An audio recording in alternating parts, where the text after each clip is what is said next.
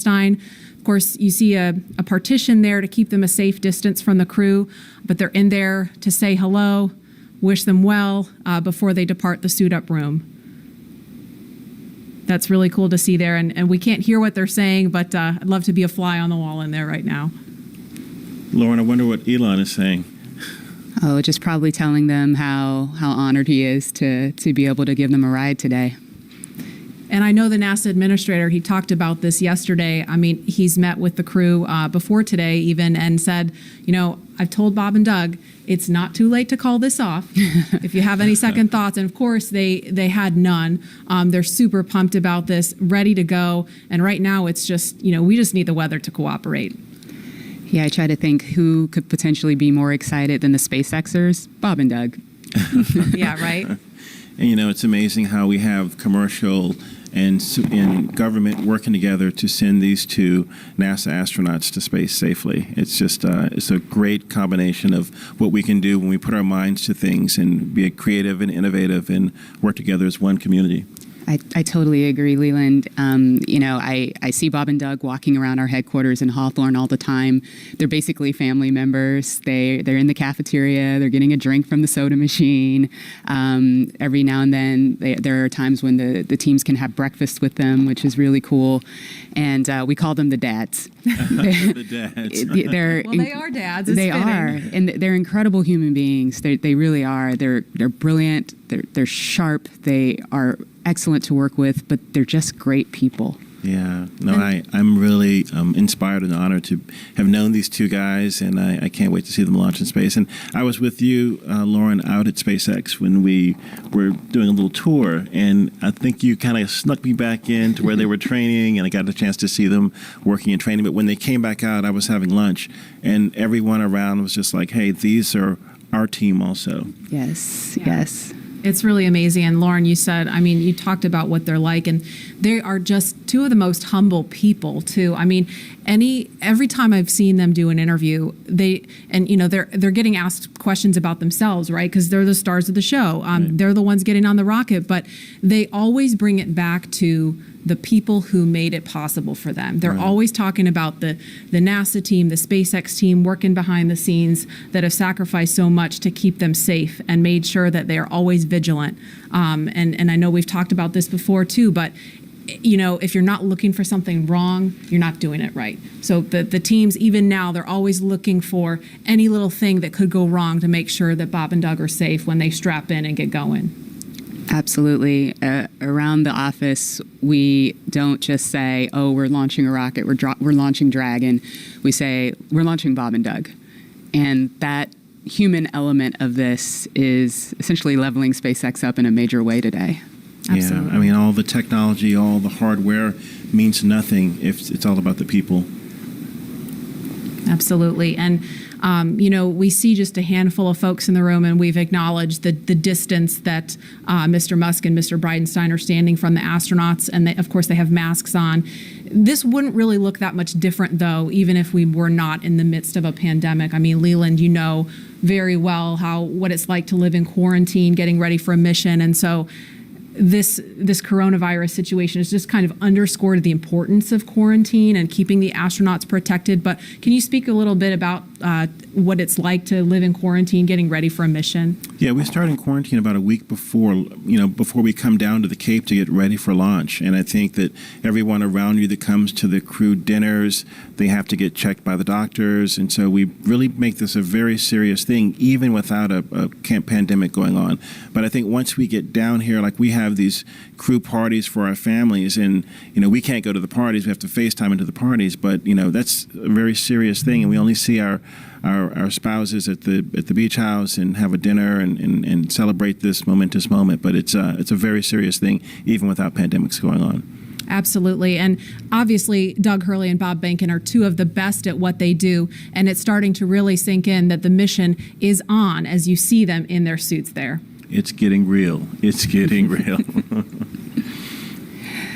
So I remember the very first time that I saw Bob and Doug in these suits at a crew training event at SpaceX. Not only did they look really awesome, astronauts tend to look pretty cool, but the suits look like they were from the future.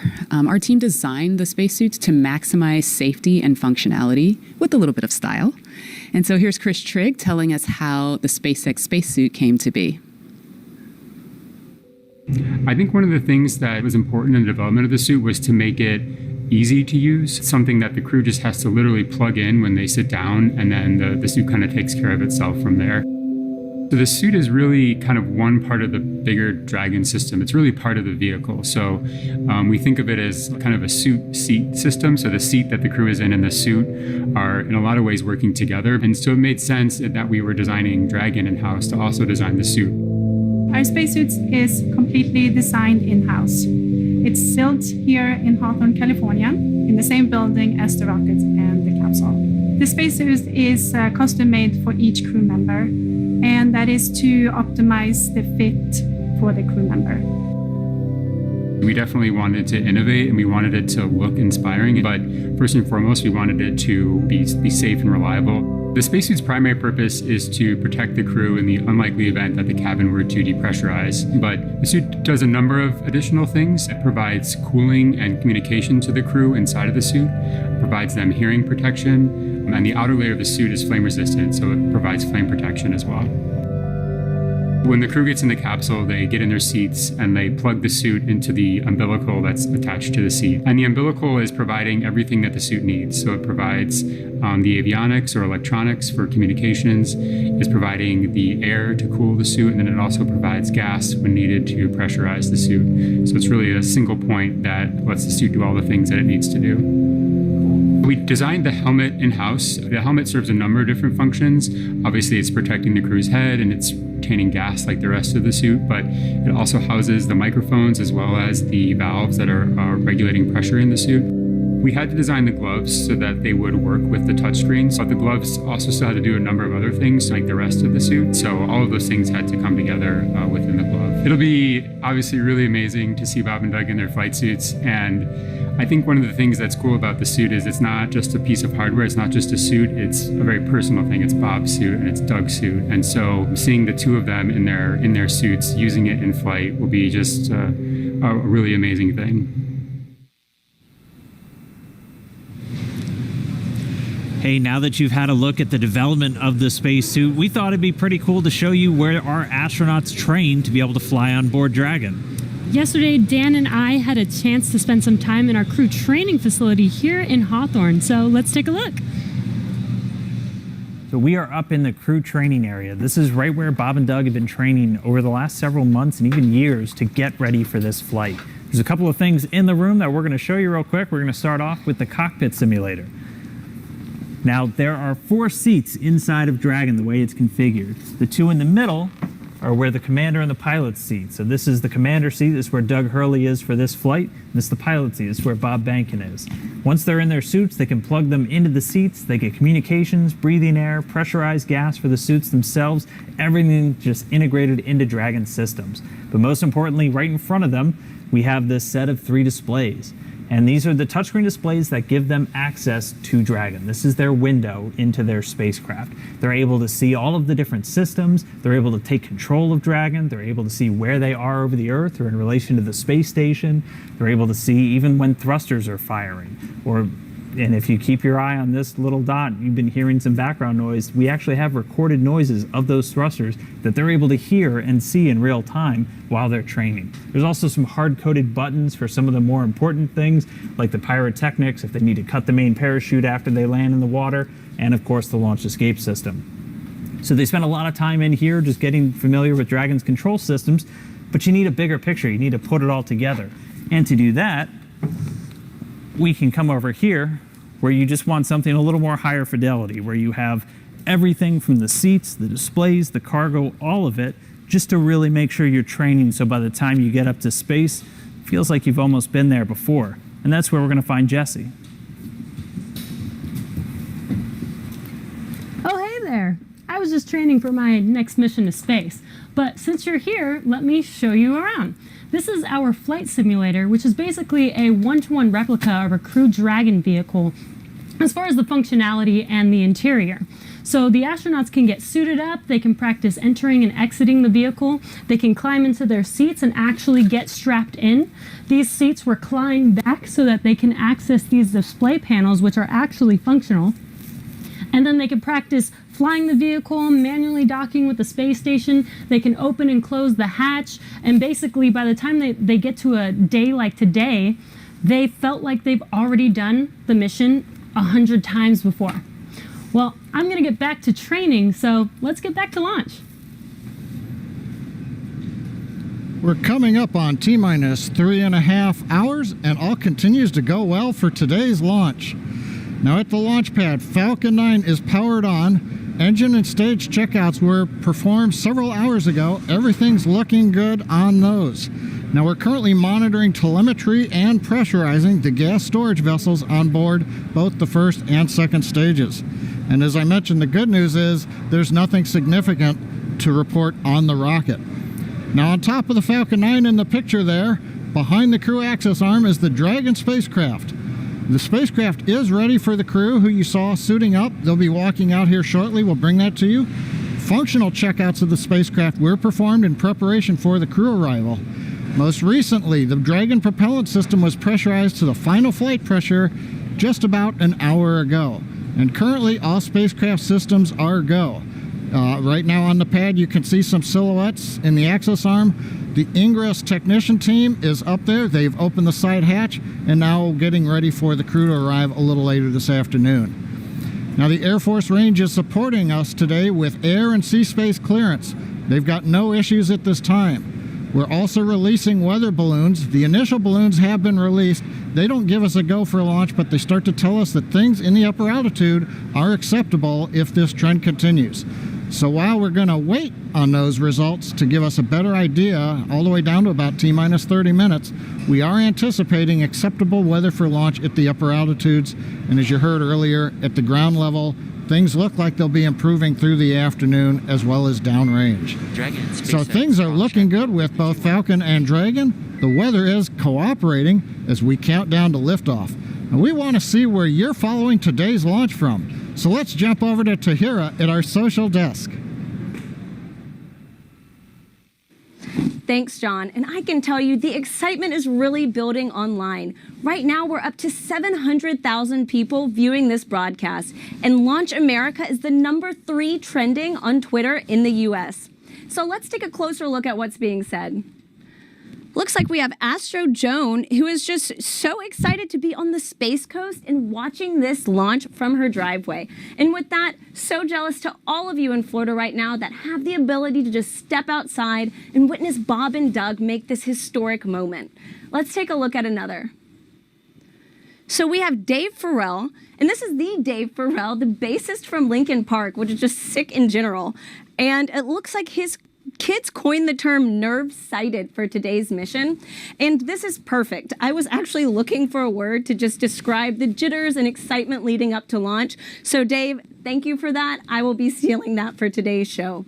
So let's take just a broader look at the conversation online right now with this heat map of the United States. So you'll see that the more purple states show the states with the most mentions of Launch America. And with that, it looks like the Florida Space Coast is really coming alive for today's launch, followed by California, home of SpaceX, and Texas, where our mission control is. So great to see all these home teams showing up for today's historic mission. I want to toss it back to Florida, though, because I have to reiterate, if you have a chance to go to Florida and watch one of these launches in person, it's great. I watched my first one last year, and that was the uncrewed test flight of today's mission. And even then, uncrewed, I literally cried. I mean, you cannot describe the emotion that comes over to see this in person, so highly recommend if you get a chance, go on down to Florida. For those of you just tuning in, we are using the hashtag #LaunchAmerica on NASA's social media channels, so join the conversation with us, and maybe we'll show it during the broadcast. So earlier in the show, we polled users on Twitter to see which of you watched the final shuttle launch in 2011, and the results are in. So, looks like about 40% of you were able to watch the last shuttle launch, but 60% of you weren't. And I have to say, I'm not gonna lie, I'm with those 60%. This will be my first time watching humans lift off to space from the US, and I am not kidding when I tell you I am literally thrilled to do this and share it with you all today.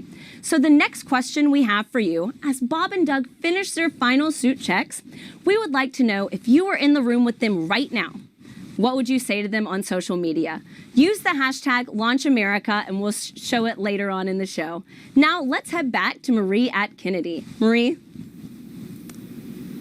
All right, thanks to Hira. We're looking live at the back doors of the ONC building. Those are the iconic doors that Bob and Doug are going to be walking out in just a minute. But first, we want to pause to honor today's efforts with our national anthem. And the incomparable Kelly Clarkson treats us now with her virtual rendition from her home to yours. Oh, say, can you see by the dawn's early light what so proudly we hailed at the twilight's last gleaming, whose broad stripes and bright stars through the perilous fight o'er the ramparts we watched were so gallantly streaming, and the rockets rock alive, the bombs bursting in air gave proof through the night that our flag was still there. Oh, say does that star-spangled banner yet wave o'er the land of the free and the home of the brave.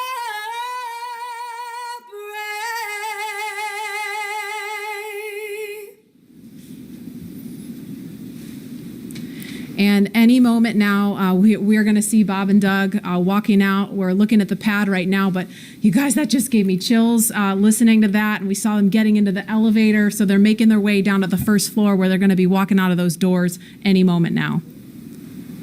Just so exciting to think, back in 11 years ago when I was going down that elevator and about to walk out those doors, it just brings back these memories of getting human beings to space, working together as a team, and having this entire community around you helping you get off the planet. Yeah, and Leland, I know you have a really cool memory about somebody special that you saw when you walked out of those doors.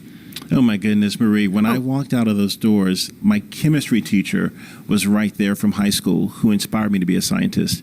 And she said, "Go Leland." And that's what's going to happen when they come out. These people that, their families are going to be there. I wish other people could be there, but it's just an amazing moment. Yeah, and the shot you just saw there with people carefully spaced apart, we saw them walk out right before the anthem started. It was Vice President Mike Pence along with Elon Musk and Jim Bridenstine. Of course, they left the building just ahead of the crew, so they are standing, we're looking now at the doors, but they're standing just right of that across from the Teslas. There's also a designated spot for Doug and Bob's immediate families. There's that shot now, so we're looking at the back of Elon Musk, Jim Bridenstine, and Vice President Mike Pence. Of course, there's a small group of media there also, and so we've kind of blocked this very carefully to maintain social distancing and those that can't have the masks on. But there's the Teslas waiting for them. They got the meatball. There's the worm in the background and the worm on the back of the Teslas. So, Leland, I know we were talking about this earlier. You had some mixed feelings about the worm, right? I mean, the worm, the meatball, when I was at NASA Langley, we changed over to the meatball from the worm. So, Lauren, I know you love the worm. It's worm all day. All day, really? All day. Seriously? Oh, yeah. I'm sorry. I love that the worm is so retro, and it's only fitting that it would be making its way back, bringing the historic just opulence of NASA's okay. past to the present. I'll let you have that. Yeah, Okay. well, thank you. But I mean, Thank the you. chevron and the meatball goes back to Langley's tradition when it was, in aviation, and that gets back to that heritage and that history too. So I guess, sure. Okay, truce? orbits. Or truce? I feel like this is a microcosm of what's happening online about the worm. But the meatball's not going away. It's a worm meatball partnership. There we go. There we go. So there's another view there of the crosswalk. There is where Bob and Doug are going to walk out any moment. Of course, they're going to get their photo taken by all the paparazzi there, and we're just standing by for them to walk out. I'm going to check the time, actually, 1:13. So if they walk out any minute now, they're going to be right on schedule to start their final goodbyes and waving to folks. And I'm sure they're going to pause for a photo op. But this is just really amazing. Haven't seen this site since 2011 with STS-135. Of course, Doug Hurley was the pilot on that mission. So this is a really incredible moment. Yeah, and one of the crewmates that was with him was Rex Walham that we're going to talk to later. And we have, here they come. Oh, here they are. Here they come, NASA astronauts Bob Behnken and Doug Hurley. They've each made this journey twice before for the space shuttle missions, but they've never done this in a SpaceX spacesuit. They've never done this together, and they've never done this on their way to head to a commercially built rocket and spacecraft to head to space. Marie, I was looking for that Astro van, and I see these white Teslas with meatballs and worms on them. It's just a new era in space travel. Oh, yeah, they're riding in Tesla Model X's. They've been equipped with cooling units, so once they sit inside, that umbilical that I was referring to earlier will connect to the spacesuit to provide cooling while they're inside of the vehicle. And you can see them talking and waving with their families now. We just saw them do a virtual hug with their sons. There's Megan and Karen and their sons. Yeah.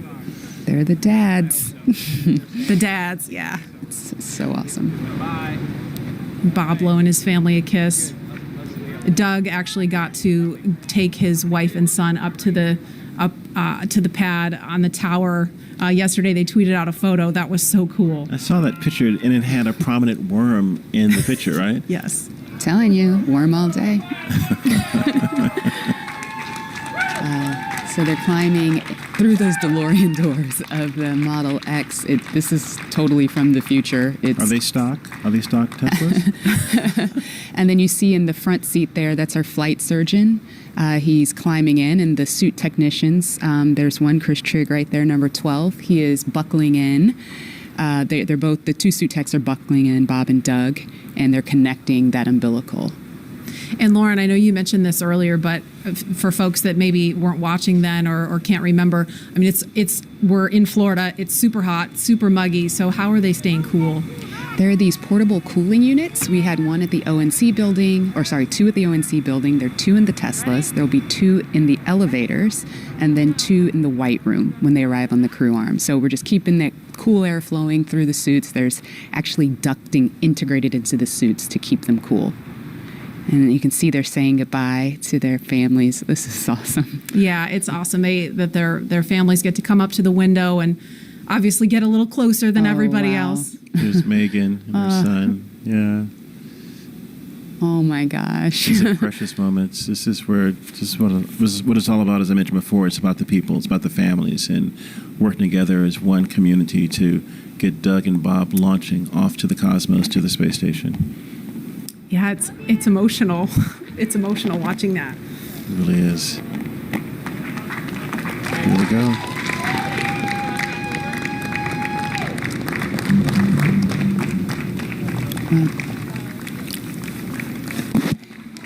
Now, as we see the convoy begin the journey to the pad 39A, we are thinking about each and every one of you, our colleagues and friends at SpaceX and NASA, who have had a hand in seeing the Crew Dragon commercial crew program come to life. And we wish every single one of you could be here up close to see this, but we want you to be a part of this journey regardless of where you are watching today. And so for the next few minutes, while they're making their way to the pad, we want to highlight those people whose hands and words and thoughts built all that we see here today. And we hope all of you watching can feel that pride that each of these NASA and SpaceX team members has for today.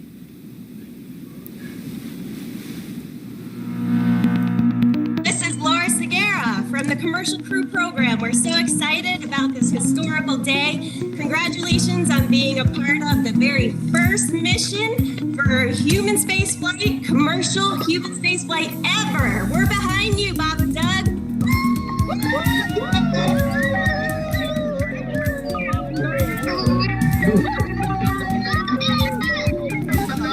I'm Nicole from SpaceX in Cape Canaveral, Florida. Congratulations to SpaceX for hitting another major milestone, and safe travels to Bob and Doug.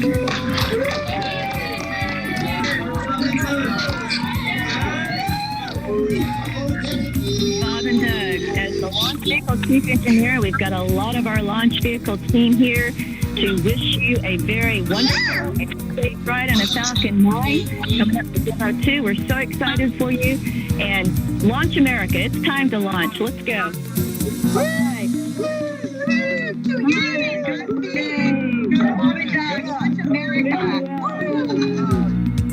Hi, this is Perla from Hawthorne headquarters. We want to wish Bob and Doug a safe trip to the International Space Station. Go Dragon!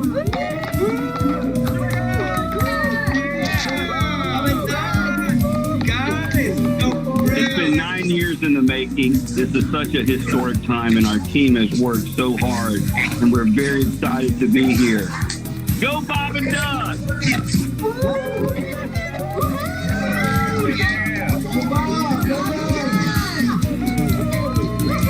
Hi, this is Sam from McGregor, Texas. Go Bob and Doug, go NASA, and go SpaceX.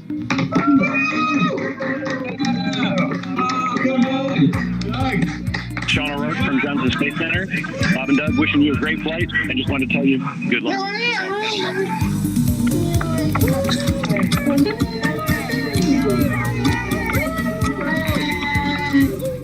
Hi, I'm Dustin Kamak with NASA Kennedy's Communications and Public Engagement Directorate, and we all want to wish Bob and Doug safe travels and Godspeed. You are both an inspiration to us all. Now, let's get out there and launch America. Let's do it. Come on, launch America.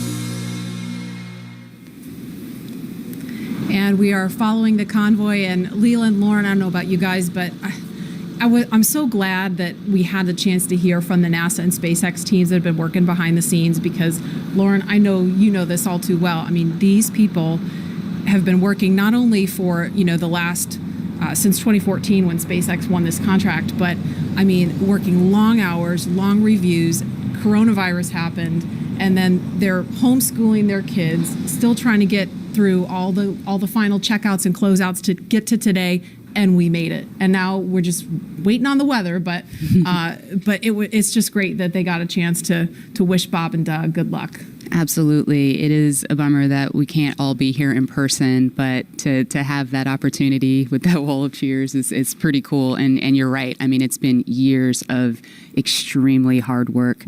Fortunately, we've had little milestones along the way, like Demo 1 and IFA, the in-flight abort mission, but it was all leading up to this. And I speak for all of my friends and colleagues that are still working on this program. Today is a career just high for all of those people, if not the pinnacle of it. Absolutely. And I know Doug and Bob appreciate them so much. And as they continue to make their way to the pad, the next astronauts to make this journey are also watching very closely. NASA astronauts Shannon Walker, Victor Glover, and Mike Hopkins, and Japan Aerospace Exploration Agency astronaut Soichi Noguchi will also be flying. They'll be in the Crew 1 mission a little later this year. Of course, that's after Bob and Doug return home. Now, Crew 1 will be the second space flight for Walker and Hopkins, who each flew on the Russian Soyuz. And it will be the first space flight for Glover and the third space flight for Noguchi. He flew on both the Space Shuttle and the Soyuz previously. Now, the Crew 1 mission will be the first in a series of rotational flights to station after Demo 2, once NASA certifies the SpaceX systems for regular crew flights. And right now, Victor and Mike are following along from the Johnson Space Center in Houston, and they are standing by to talk to NASA's Daryl Nail. Daryl, are you?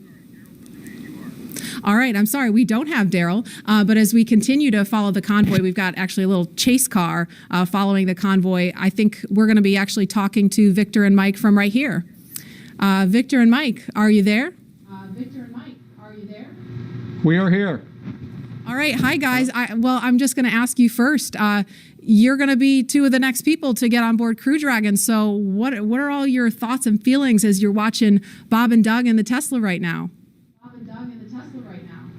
As you can imagine, there's a lot of emotions. Of course, we're excited for Bob and Doug, excited for NASA, excited for SpaceX, and really the whole country. A lot of pride in what it's taken to get to this moment, all the thousands of people that have contributed to getting to this moment. But then there's also a bit of sense of duty of business as usual. So for us, we're going to be watching, we're going to be listening, we're going to be learning, and all of that to help get us prepared for when it's our turn. And your mission called Crew 1. Sorry, I didn't mean to cut you off. Go ahead. I was just going to say it was also great to see them walk out just now and say goodbye to their families and do the virtual hugs. That was great. There are a lot of emotions, but that's probably the best one. And Victor and Mike, I know recently you had Shannon Walker and Soichi Noguchi also assigned to the Crew 1 mission with you. What can you tell us about them and your relationship with them and your training so far with them? Yeah, you know, I'm very excited about Crew 1. We've got a very experienced crew. You guys hit on that a little bit earlier. Of course, Shannon, she's been with NASA for around 30 years. She's been with the astronaut office for more than 15 years. And of course, Soyuz, long duration. So she's seen a lot around here. Soichi, you know, with Jackson, he's done it all. 1996, when he first became an astronaut, shuttle, space station, short duration, long duration, spacewalks, you name it. And so, you know, we kind of late in the game here had our full crew complement. And so it's really helped getting them in with all of that experience. It's really streamlined the process for our becoming more cohesive as a crew. Yeah, you know, they really hit the ground running. We showed up to our first sims, and it felt like we had done it several times before. And so it's great because we do have a lot to get done. We not only have to learn to fly and to operate the Crew Dragon spacecraft that Bob and Doug are going to do later today, God willing, we also have to be ready to do all of the things that a crew on board the space station does. The spacewalks, the research, the basic upkeep of the space station. And so we also have all that training going on as well. And that's what we've been doing for the past several months together. And now I have a specific question for Mike. I know that you've flown on the Russian Soyuz and not specifically on Space Shuttle, but can you talk about the tradition of the ride out that we're seeing now? Yeah, the ride out, you know, it's very symbolic. It's symbolic of that transition, the transition from months and years of preparation to the actual execution of the mission itself. And so for the astronauts, for Bob and Doug right now, it gives them an opportunity to reflect on all of the work that it took to get to this moment, but then it also gives them time to focus on the job, to really mentally prepare for game day. And then when you think about DM2 and this particular mission, you know, that's this symbolic of this transition from almost 9 years where we have not had human launch capability in the U.S. to a new age of government and private partnerships that are going to be launching humans into low Earth orbit and beyond. And that's happening right here from the United States of America. And a question for Victor, because I know, you know, if all goes well, when you fly on Crew 1 a little later this year, it's going to be your first trip to space. Can you put yourself in the seat right now, in the car with Bob and Doug? I mean, walk me through what that's going to feel like for you, knowing you're headed to the launch pad, you're going to be launching into space for the very first time. You know, it'll be tough to or it is tough now to imagine what those feelings are going to be like. We were able to simulate that and run through a day of launch exercise and ride out in the Teslas to the launch pad, up the elevator, up the set of stairs, and out the crew arm to where the vehicle would be. And just that day was amazing to me. We were able to do it with the full convoy and to see what that would be like. And that was overwhelming after being a kid watching something similar to that on television. And so I can't imagine what it's going to feel like on our actual day, but I tell you what, I'm looking forward to it. And again, to go back to that moment where Bob and Doug got to say goodbye to their boys, and Karen and Megan, I can't wait to see my kids standing there. It's something that I look forward to. It's going to be great. Victor Glover, Mike Hopkins, thank you so much, and we can't wait to wish you well and cheer you along on that journey. Lauren? Thank you. So that was so cool. Now, as you're watching this live from wherever you are, you can send a shout out to the crew with a like or a comment on Twitter or Instagram with the hashtag #LaunchAmerica and be a part of this moment. And so, Leland, I mean, it looks like the convoy is headed past the vehicle assembly building. We're looking at the pad now. They've got probably about 3 more miles to go at this point. But what do you think that is going through their minds right now? Well, you know, I was watching some video of Bob and Doug, the kind of the lighter side, and I would imagine that the two of them, they've trained so hard, they're meticulous at what they do. They might be telling jokes like we did when we were in the Astro van heading to Pad 39A.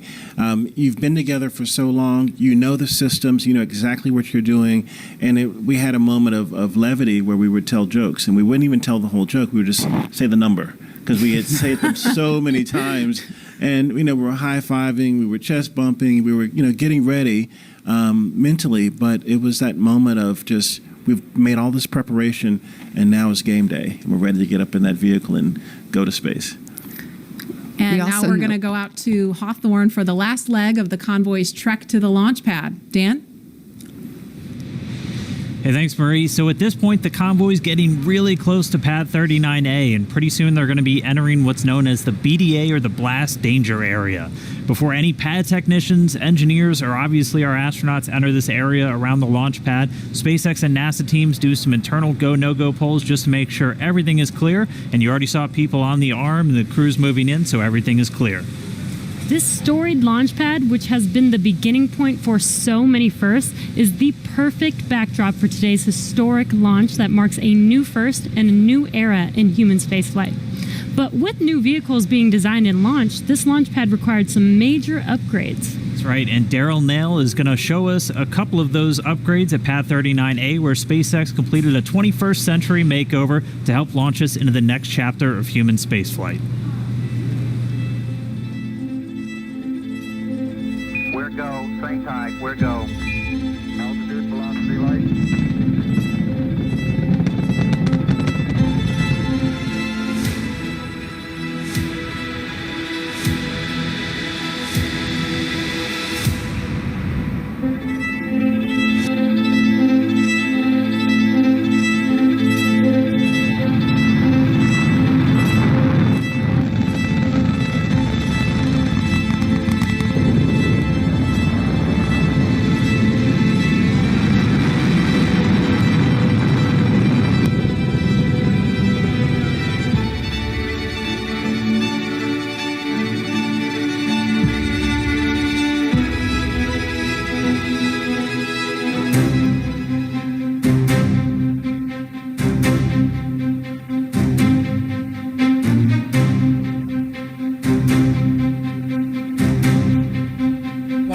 Say the moon. Why choose this as our goal? And they may well ask, why climb the highest mountain?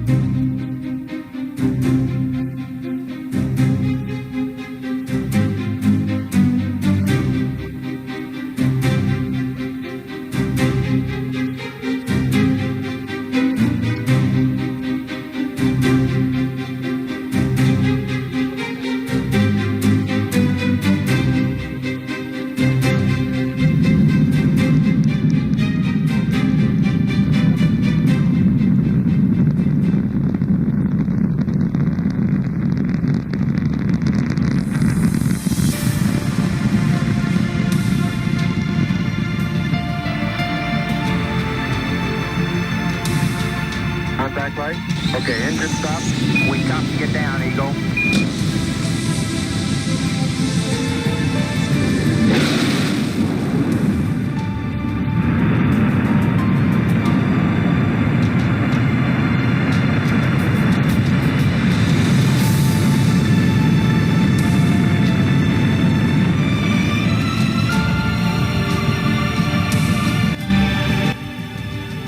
Start.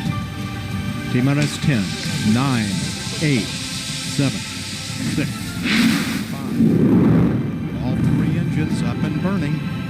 2, 1, 0, and liftoff. The final liftoff of Atlantis on the shoulders of the space shuttle. America will continue the dream. Roger, roll, Atlantis.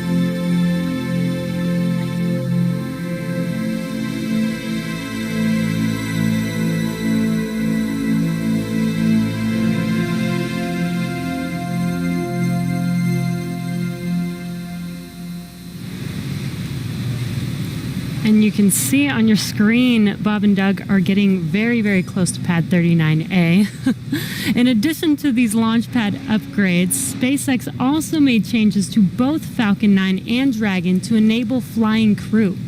A key update to this latest version of Dragon is its highly reliable launch escape system that is capable of carrying crew to safety at any point during ascent of the rocket. Right, and I'm sorry, I'm just waiting for that pullback moment on the camera where we're going to see their cars roll right up to the pad. Another key upgrade, though, for everything today is Dragon's new life support system. As you can imagine, and oh, sorry, there we go, crew arriving at the pad.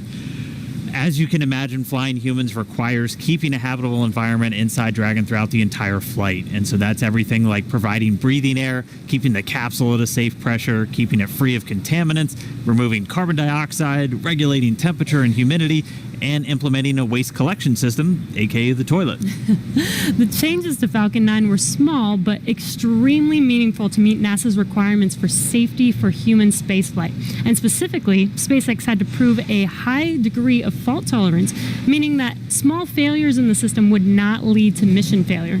Falcon 9 was already able to handle engine failure, but new emphasis was put on making sure that a failure throughout any phase of launch would not mean mission failure. And that's a really cool view on your screen with Bob and Doug getting out of their Teslas. That is amazing. And this goes down all the way to latches, control valves, electronics, and wiring, and so much more to keep them safe. All right, well, with the astronauts now on location at Pad 39A, Marie, Lauren, Leland, take us through the crew making their final steps towards that Dragon spacecraft. All right, thanks, Dan. That was really cool to see. We can see the Teslas on the screen there. They're going to stop for Bob and Doug to take a little nature break before they make their way up to the pad. And we're expecting it should be about T-minus 2 hours and 55 minutes, so just under 3 minutes from now, we should hear a formal announcement on the loops that the crew is on the pad. So we'll quiet down to listen for that when we get a little closer. But Lauren, you didn't get a chance to mention while they were driving out there, they have a very cool playlist they had on the way out, right? Yeah, I remember Bob tweeting, what should I listen to on the way out? So here's what they chose. The first is AC/DC's Back in Black. I think he actually tweeted that one, or someone recommended it, which is super cool. And the reason being, they are back. Then they also listened to the elevator music from the Blues Brothers film, that song Girl from Ipanema. And that one? I believe so, yeah. Got another career, that and meatball loving. But the sort of symbolizing the fact that they're waiting. And the third song was the Star Spangled Banner, the Army French horns version, for very obvious reasons, that one. Yeah, I got to set the mood, set the tone, right, Leland? You know all about that. Little meatball. All good. Mm-hmm. Don't make me come over there, Lauren. So we're looking now at the Crew Dragon capsule on top of the Falcon 9 rocket, the impressive crew access arm. That's that black and white kind of hallway you see there. That's how the crew make their way over to Crew Dragon to climb inside. And that Falcon 9 rocket stands about 230 feet tall. The Crew Dragon trunk, from the bottom of the trunk to the top of the nose cone, that's another 27 feet on top of that. So here in just a couple of minutes, Bob and Doug are going to be making their way up in an elevator. They don't have to climb the whole way. It's just about 10 feet of stairs at the last leg of that trip. And lots of people are weighing in on social media. This person says it's happening, and I can't read the rest of it right now, but lots of people really getting pumped using the hashtag #LaunchAmerica online. Somebody says they're watching live now and wishing us a fantastic launch. We certainly hope so. Last we heard was a 50-50 chance with the weather, so it's going to be exciting.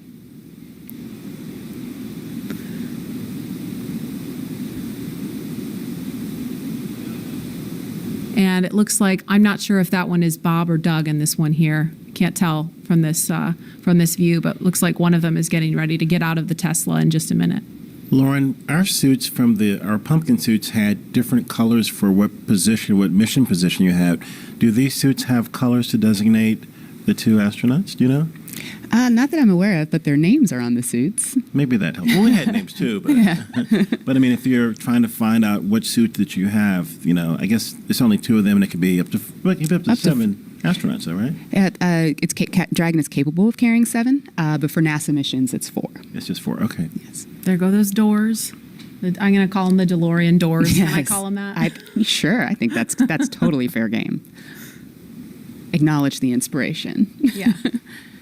Yeah, for sure. Again, we're looking at the base level there. And Leland, I know we talked about this. You were out here last week and we were talking about how the pad looks so different from the shuttle days. Can you talk about what you remember and kind of how it's different now? Yeah, I mean, the form and the function. I mean, this black pad with the white ticking, and it's a really beautiful. You think about STEM education, but this is totally STEAM: science, technology, engineering, arts, and mathematics. And I think SpaceX has done an incredible job of making things look really beautiful and functional, and everything just fits perfectly. And I think when we were having our launch pad, there were hoses and things hanging off, but this is a very sleek and elegant and kind of futuristic look at the next era of space travel. And I just love seeing these Teslas versus the Astrovan. Are they doing selfies? Looks like they're trying to strain to see the top of the Crew Dragon, just taking in the sight. It's pretty high. And I don't know if you caught this one. We could see it briefly on the shot, but the license plate says ISS BND, ISS bound. Oh, you nice. follow? Nice. Yeah. And hopefully they will be today. We just need the weather to say, it looks pretty nice right now, right? But obviously it's not just what the weather conditions are here. They've got to think about downrange in case of an abort, make sure it's okay for recovery if we get into a situation like that, which is unlikely. So this elevator is going to take them up to level 255. It's not 255 floors, but that's 255 feet. And from there, once they get up there, and this elevator is pretty zippy, so they'll get up there pretty quickly, they'll get out, and they'll walk up another flight of stairs to level 265, and that's where they will greet the crew arm. And I don't know, well, obviously Leland's been in the elevator. Lauren, I'm pretty sure you've been out there too, but the first time I rode in the elevator, I was like, whoa, we're really moving in this. Pull some G's. A little bit of a jolt when it first goes. Yeah, you get used to it. And then the jolt is a little bit more extreme when you get in the rocket and take off. Just a little primer. It's a primer. The doors are opening.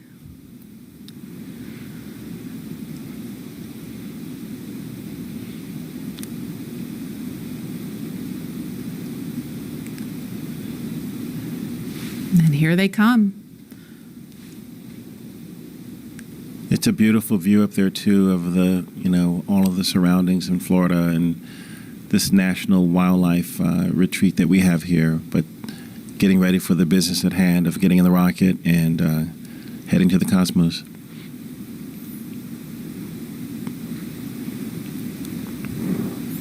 And those are the stairs Lauren mentioned. They're at the it's the 255-foot level right now. Yes. I think I said that right. And now they're headed up the stairs to the 265-foot level. That's a level that will take them to where the crew access arm is in the white room. Yeah, that's the view right there that they're looking at. And Lauren, what are those chevrons, those white chevrons on the floor? What do they lead to?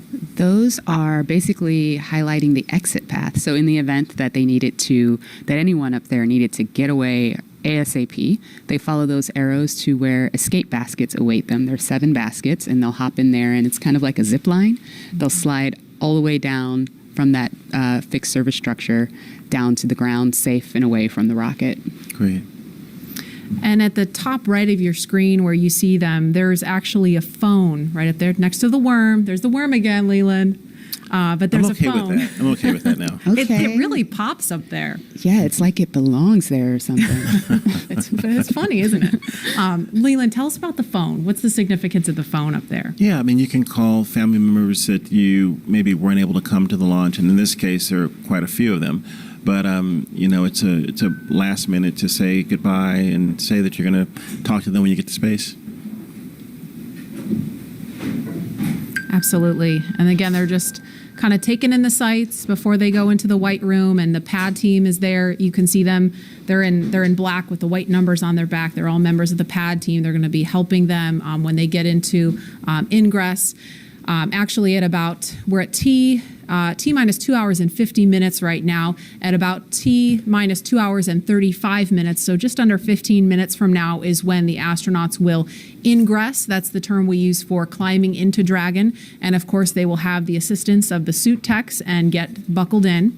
And so we want to head over to Hawthorne now for a preview of what's in store for not just Bob and Doug, but future space travelers.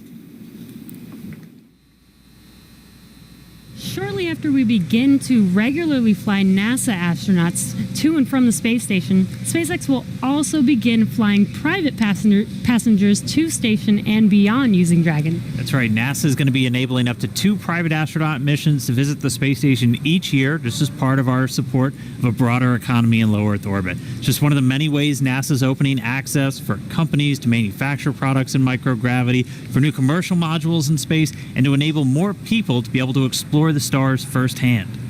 And the more people out there exploring the stars, the closer we get to becoming a multi-planetary species. Earlier, we showed you a first-hand look at where you would train if you were to fly with us on board Dragon, but now let's take a peek inside of the spacecraft itself.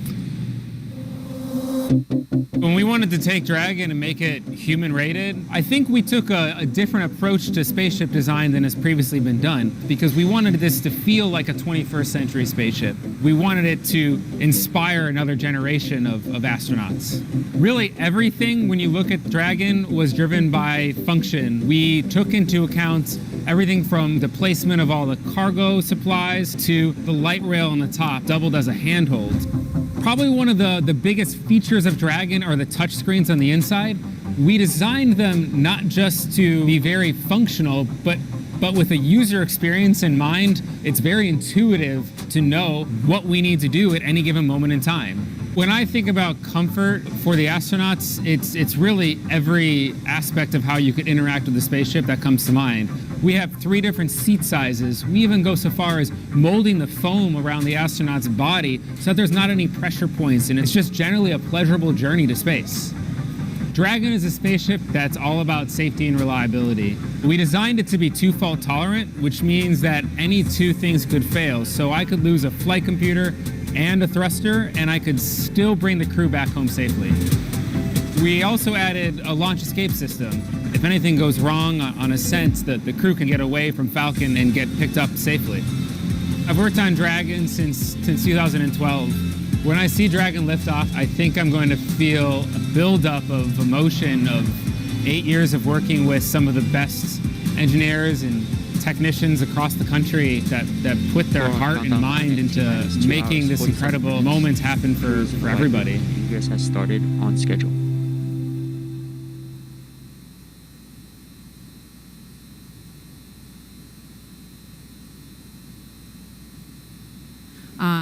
We see them signing. Looks like they're signing something in there right now. Yeah, we give them a black Sharpie to sign the white room. It's starting a new tradition. Yeah, we didn't do that. That's nice. That's awesome. It's a good tradition. Yeah. And while we were in the video, we saw Bob and Doug walk down the crew access arm. Leland, it's like that, futuristic look that you talked about. I mean, what did you think seeing that and how that kind of compare and contrast what that was like during shuttle?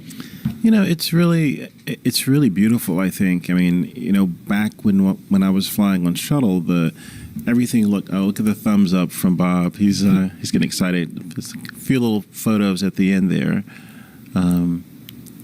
But it's just a totally different era. I mean, the SpaceX team is really looking to make something futuristic. It's looking like something from the George Jetsons or from other movies that you've seen on television and at the movies. And I think it's something that inspires our country and inspires our children especially to see that they want to be these astronauts. They want to study hard and be that next generation of explorers launching from Cape Canaveral in a SpaceX rocket, or working for NASA, or working for SpaceX, or any of the other companies that are trying to get off planet. And I think that this change in the way that we're doing business is going to be a really great way of getting more people to the table to fly in space.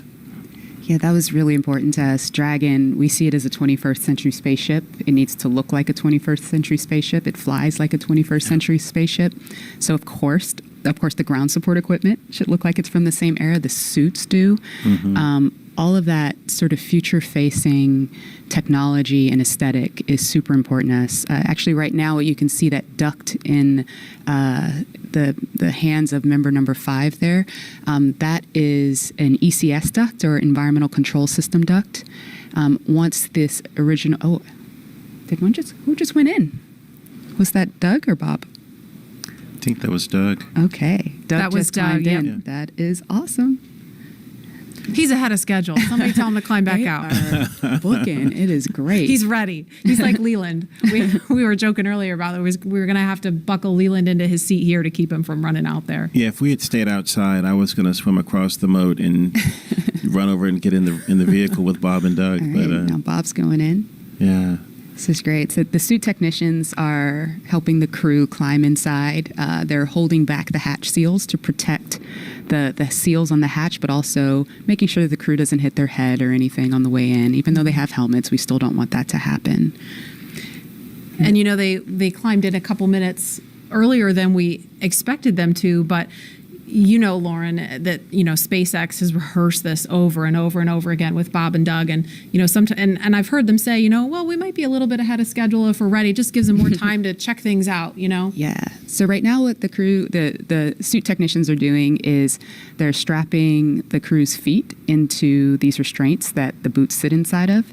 They're going to close those 5-point harnesses around them. I know, Leland, you talked about some of the harnessing that you had in the past with the shuttle. Yeah, I mean, this is such a more sleek design where there's one point to plug in to get cooling, communications, and everything. And we had a 5-point harness. We, had these hoses and things all over the place. But I think this is a much more streamlined look into the future of space travel. Yeah, and similar to what was going in the ONC building during the suit checkouts, that seat umbilical is going to connect to the right thigh of the spacesuit. There is a fluid module that is connected to the spacesuit, and that provides fresh cooling air and also nitrox for the leak checks that are going to come up later. But the audio system is also going through that umbilical. So while the crew while the suit techs are getting the crew all buckled in, they're going to perform a comm check. And that's, again, similar to what was done at the ONC building, but this time the integrated two-way communications between the astronauts and the ground crew.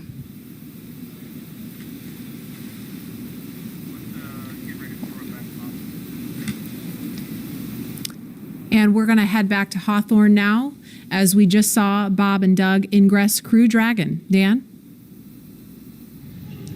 Hey, thanks. Yeah, it's incredible to see them inside the capsule. If you're just now tuning in, great timing. You're watching our coverage of the mission known as Demonstration Mission 2 or Demo 2. Today, SpaceX and NASA are going to be sending people into orbit on a mission to the International Space Station for the first time from U.S. soil since 2011. Bob Behnken and Doug Hurley are those astronauts flying in Dragon. They're inside. That's Doug Hurley really close to our screen and Bob Behnken on the further seat away from us. And they are getting ready to lift off from Pad 39A, where Falcon 9 will lift off around or at 4:33 p.m. Eastern Time. They already ascended the tall structure next to the rocket, which is called the Fixed Service Structure, and walked down the corridor known as the Crew Arm. And now they're already boarded inside of Dragon. Yeah, right before they got in, we did see them pause for a moment and actually sign the wall. They were in the White Room. And the White Room is just literally that room at the end of the Crew Arm that has an opening into Dragon. It's the last place on planet Earth where Bob and Doug are standing before they get into Dragon for their ride to the space station. And the term the White Room was first used during NASA Gemini missions, where the room right before entering into the spaceship was painted white. So we've continued the tradition with painting ours white as well, and also started a new tradition. If you just saw, they did sign the White Room wall, which is really, really awesome.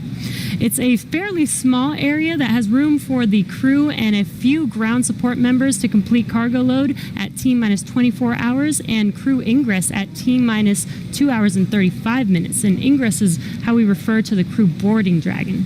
And inside the White Room, there's also a movable platform that just gets extended out to the capsule just in order to bridge that gap between the Crew Arm and the Dragon side hatch, just allowing easy entry into Dragon. And as you might expect, the entire area is environmentally controlled just so the Dragon side hatch can be kept open while we're keeping all of that dust, dirt, Florida humidity out of the capsule, making sure it's pristine for the crew. There's also a big seal that's inflated and compressed against the capsule right now just to help maintain that clean environment. The White Room also has lots of tools in order to open the side hatch, complete crew ingress as they're doing right now, and prepare for any contingency or emergency that may be encountered. And so as we just heard from Lauren and Marie and the team, they're getting into this capsule now. They're getting their seats connected to their suits via that umbilical that's going to give them hardline connections into audio for their comm checks, which are going to be coming up shortly. And again, breathing gas and pressurized nitrox for those suit leak checks. So this will be the second time since getting suited up that they've done these leak checks. We're just kind of all about redundancy and constantly checking our systems as we continue to count down. But I mean, there they are. Right now, we're watching Bob and Doug getting into Dragon, getting strapped in. Before they connected their suits to the actual seats, they did something called a foreign object debris check, or a FOD check. And that just means that they actually get inspected for any substance or debris on their suit that could interfere with those systems on Dragon. And to help protect against debris, the crew has covers on their boots as well as their umbilical part on their suits that need to be removed before they can ingress. So they've already removed those, and as you can see, they are getting strapped in. And once the FOD check is complete, our commander, Doug Hurley, entered first, and then Bob Behnken followed after him. And they're getting buckled in right now, as you can see on your screen, and attaching their umbilicals to their suits. The umbilicals allow the crew to have comms through their suit and air to help keep them cool, as well as delivers nitrox for suit pressurization. And as we mentioned earlier in the broadcast, the suit's primary function is to protect the crew in the event of a cabin depressurization. And just walking through the interior a little bit, there are 4 seats configured inside Dragon right now. They're numbered 1 to 4 from right to left when you're looking at the seats. So we've had a couple of camera views just from the hatchway, so in the White Room. If you're looking at that angle, you go from 1 to 4 right to left. Doug Hurley is in seat 2, or the commander seat. Bob Behnken is in seat 3, which is on Crew Dragon is the pilot seat. And then obviously nobody is in seats 1 and 4 today. Crew Dragon is designed to carry 4 astronauts on these future NASA missions, and we met 2 of the Crew 1 members and heard about their other 2 crew members a little bit earlier.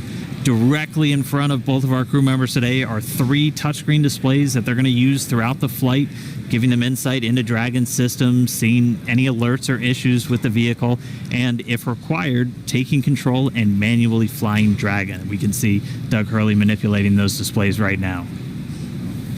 And coming up, the crew will do a comm check to make sure that they can hear mission control, and their seats will be rotated into position for launch so that they can see those display panels right in front of them. So now let's check in with John Innsbrucker for the latest on the health of both vehicles. Over to you, John. We're at T-minus 2 hours, 36 minutes, 30 seconds in the countdown for the launch of Falcon 9 with Dragon to the space station. The Dragon Launch Ops team has completed their major activities to prepare the spacecraft for the astronauts. Checkouts are complete of major systems, including the escape system. And as you can see, ingress of the astronauts well underway. They're hooking their suits up to the various cabin systems. Right now on Dragon, there are no issues in work. Comm checks will be coming up shortly on the Dragon spacecraft with the crew. We might be able to hear some of that, and we'll bring it to you as it happens. Now, currently, the Falcon 9 team is preparing for their final checkouts and propellant load. Checkouts are due to begin at T-minus 2 hours. That's when the majority of the launch crew will actually get on console officially in Fire Room 4 at Kennedy Space Center. Currently on Falcon 9, all systems are go. The Air Force Range continues to report no problems with air and sea space clearance. Everything's looking good. Roadblocks are up around the launch pads. The weather forecast continues to be acceptable, but something we're going to watch all the way through.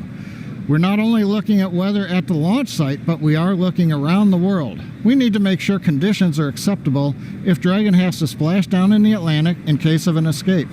We're also monitoring contingency splashdown locations if the crew had to come back to Earth before docking with the space station. Right now, those conditions are getting better as we go through the day. At the launch pad, things continue to be a 60% probability of violating the conditions, or 40% chance, if you're an optimist, of good weather. But right now, the clock is continuing to count down.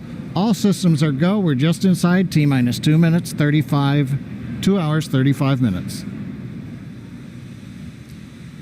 All right, now as Bob and Doug finish their ingress procedures and get comfortable inside Dragon, we're going to continue to listen for those comm checks. They should be coming up in just a little bit. But right now, I'm joined now by SpaceX's Jessica Jensen and Lars Blackmore just to discuss a little bit more about what make Dragon and Falcon 9 a 21st century launch vehicle. So first off, thank you so much for joining me today.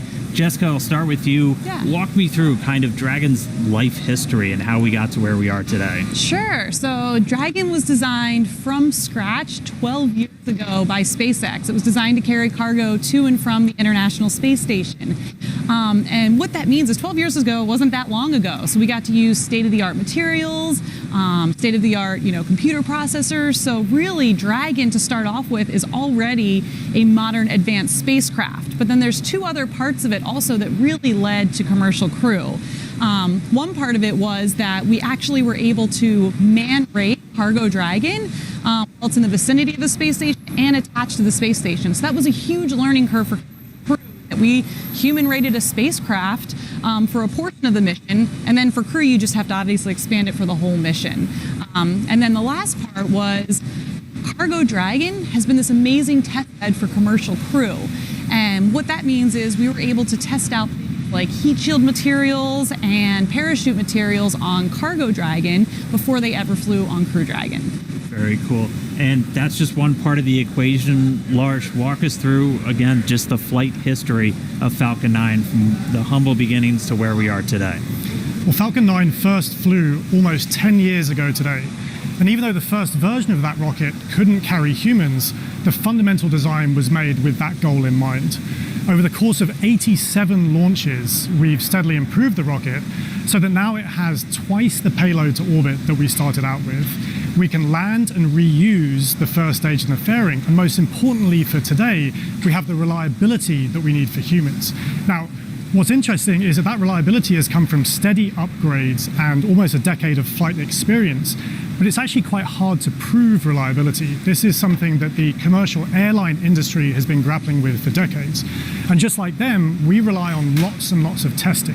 So, for instance, if you take the Merlin 1D engine, that has to fly for about 6 minutes continuously to get to orbit. We took one of those and ran it for more than 250 minutes to get the statistical proof of reliability that we need.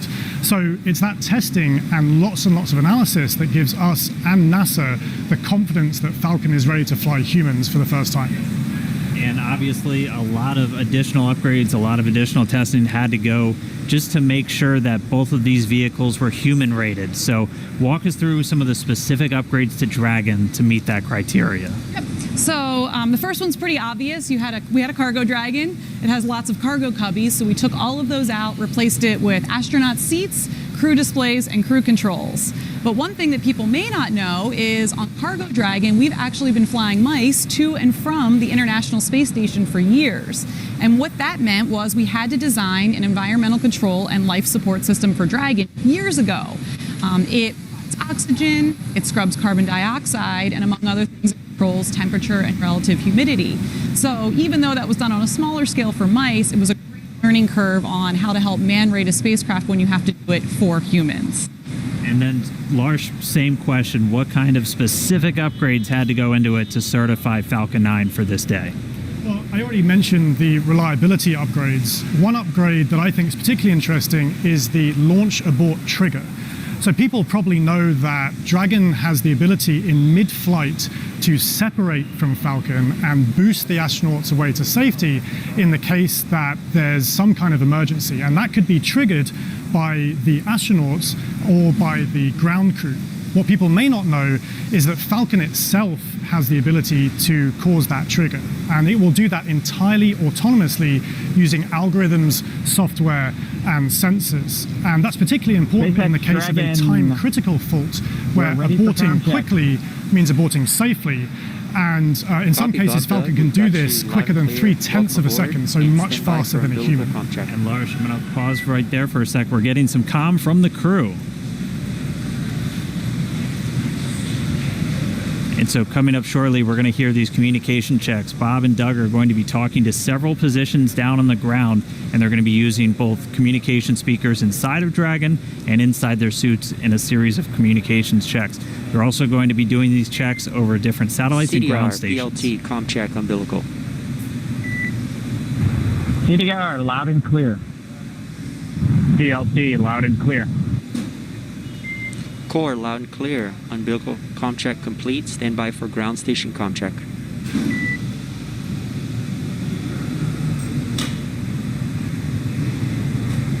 And you'll hear him referred to CDR as Doug Hurley. That's the commander. PLT pilot. That's Bob Behnken. And so that first one we heard was through the umbilical, so that communication linked directly into their suit. Now they're going to do a communication check over the ground stations. We'll also hear one over TDRS, that's the Tracking and Data Relay Satellites. Same satellites we use to talk to the International Space Station. That's what we'll be using to talk and track Dragon throughout its entire flight.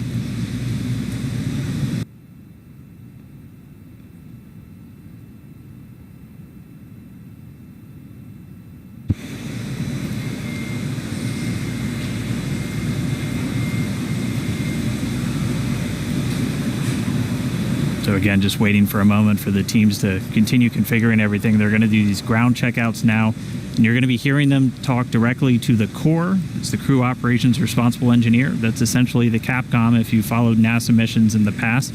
It's a position right here in Hawthorne at SpaceX Mission Control, which is just a few feet away from us, where the team's going to be watching over Bob and Doug for their entire flight. That's where the main person whose job it is to talk to them is going to be sitting. We'll also hear them do some checkouts with the launch director down there at the Cape inside Firing Room 4.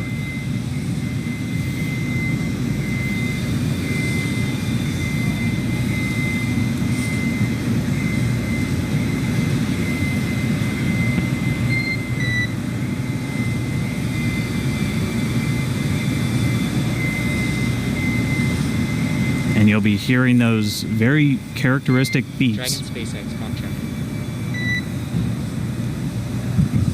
SpaceX Dragon, weak but readable. Copy. We have you the same. Stand by. We're still configuring for ground station com check. Dragon Cup.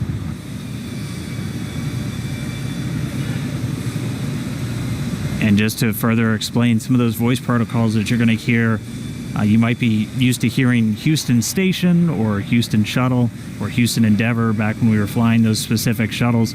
You're going to hear SpaceX Dragon. That's the SpaceX team calling the Dragon team on orbit. And then Bob and Doug will be able to respond. And so they're going to continue to configure. We'll get these ground station checkouts momentarily. And just a reminder, you're going to hear that very unique beeping sound. That's called a Quindar, and that's been something that's been used throughout space-to-ground or air-to-ground communications throughout spaceflight history, and that's really just for teams who are in mission control or supporting a launch know when you hear that sound, it's time to listen. Dragon, SpaceX, ComCheck, ground station. Dragon has you loud and clear, much better, Jay. And Core, loud and clear, ground station ComCheck complete, stand by for TDRS ComCheck.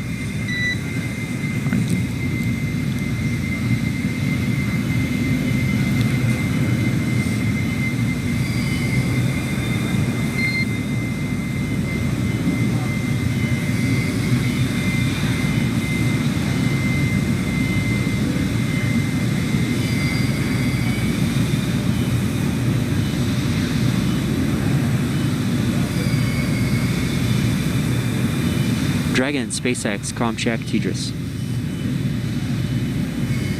SpaceX Dragon, loud and clear. Core, loud and clear, TDRS ComCheck complete, stand by for checks with MD, LD in the launch configuration. Dragon, MD on countdown 1, ComCheck.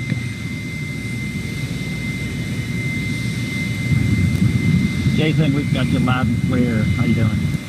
Doing great. How you guys doing in there? Stand by for ComChecks. Great day to launch a spaceship. Agree. And stand by for ComChecks over Dragon to ground.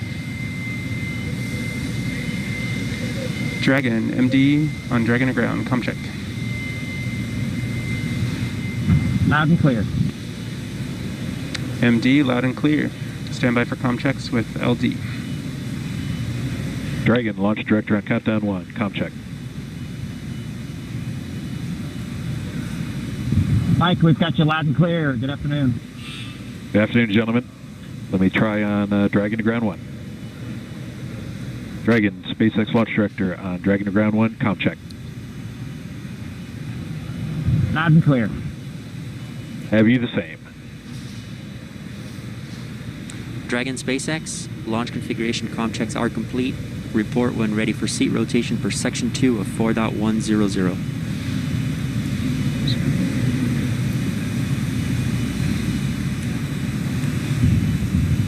SpaceX Dragon, we're ready for seat rotation.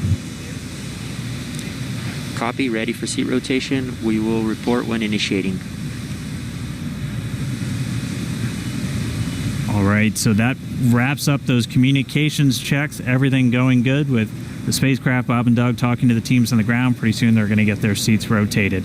Bringing you back inside Hawthorne real quick, I do want to thank Jessica and Lars for joining me real quick, giving us that great insight into Dragon and Falcon 9. Hope you guys got a good spot staked out to watch a launch today. It's great to have you on. Absolutely. Super excited. So we're going to throw it now down to Gary Jordan at Mission Control Houston, who I know is also following along. Over to you, Gary. Thanks, Dan. Great to hear good checks from Bob and Doug in the Dragon vehicle. Here in Mission Control Houston, Flight Director Zeb Scoville has pulled space station flight controllers, and all systems are go for launch. Essentially, the station is prepared for Dragon to arrive 19 hours after launch. Flight controllers here will continue to monitor the countdown, but really it's up to the teams in Kennedy and Hawthorne to get us to liftoff at this point. So we want to hear your comments as we continue to count down to launch. So let's go to the social desk now. Tahira. Thanks, Gary. So taking a quick look at those numbers right now, there are now 1 million people watching our coverage, and Launch America is up to the #1 trending hashtag on Twitter. So let's take a closer look at what's being said online. Okay, so right now we have Art Alexandria, and it looks like she's got a personal self-portrait, cosmic for sure, in her NASA flight suit. And guys, this is what I'm loving seeing online with this hashtag, is how everyone around the nation is making this launch uniquely theirs. And I want to point out one line in her post that says, "I believe that no matter how far the future is, we are on our way towards it." And guys, I couldn't have said it better myself. That's what today represents. Let's take another look. Oh my goodness. Okay, so right now we have Jessica with her space pup getting ready for liftoff. And guys, I'm not gonna lie, we love to see it. So please, if you have any space pets, comment using hashtag #LaunchAmerica. As you can see, everybody is thrilled to be a part of this launch today, and I know of one special guest in particular. I'm so pleased to welcome Diana Cohort of Physics Girl. Diana, I hear you have a burning question for Mission Control, so go for it. Hi, Tahira. Thank you so much for including me on this incredibly special day. I'm Diana from the YouTube channel Physics Girl, and I've always been so fascinated by space and especially space exploration because we bring together so many people for such a complicated task to send a rocket up into space. So my question is along the lines of what goes into a mission like that? What we all know, I think we're familiar with how much preparation and training astronauts have to do, but preparing for a mission like this, and maybe preparing in the future for a mission to the moon or to Mars, what kinds of things does the whole team have to do in order to prepare to launch a rocket? So Diana, that is such a great question because, I mean, sometimes I think it does get overlooked what all goes into making a moment like this happen. So Gary, what has the team there in Mission Control been doing to prepare for this historic launch? Thanks, Tahira. And Diana, that's a fantastic question. Really, the operations here are not just starting today. There has been a lot of training and a lot of simulations that have been going into preparing for this moment. Really preparing and getting everyone familiarized with every step of the mission, from launch all the way through docking, and throwing different scenarios at them, just in case something were to happen. Every flight controller you see behind me will be prepared to respond effectively. Now, I do want to make a shout out that it's not just the flight controllers here in Mission Control Houston that have dedicated so much time to this launch. In fact, I've been talking to Zeb Scoville, the flight director here in Mission Control Houston, who said that even before he was a flight director back in 2014, they were working on some of the operations for commercial crew missions. But really, this team expands across the country. You've already seen a lot of people working in Hawthorne, in Florida, in Houston, and really it takes an integrated and dedicated team to make a mission like this possible. Diana, thank you so much for the question.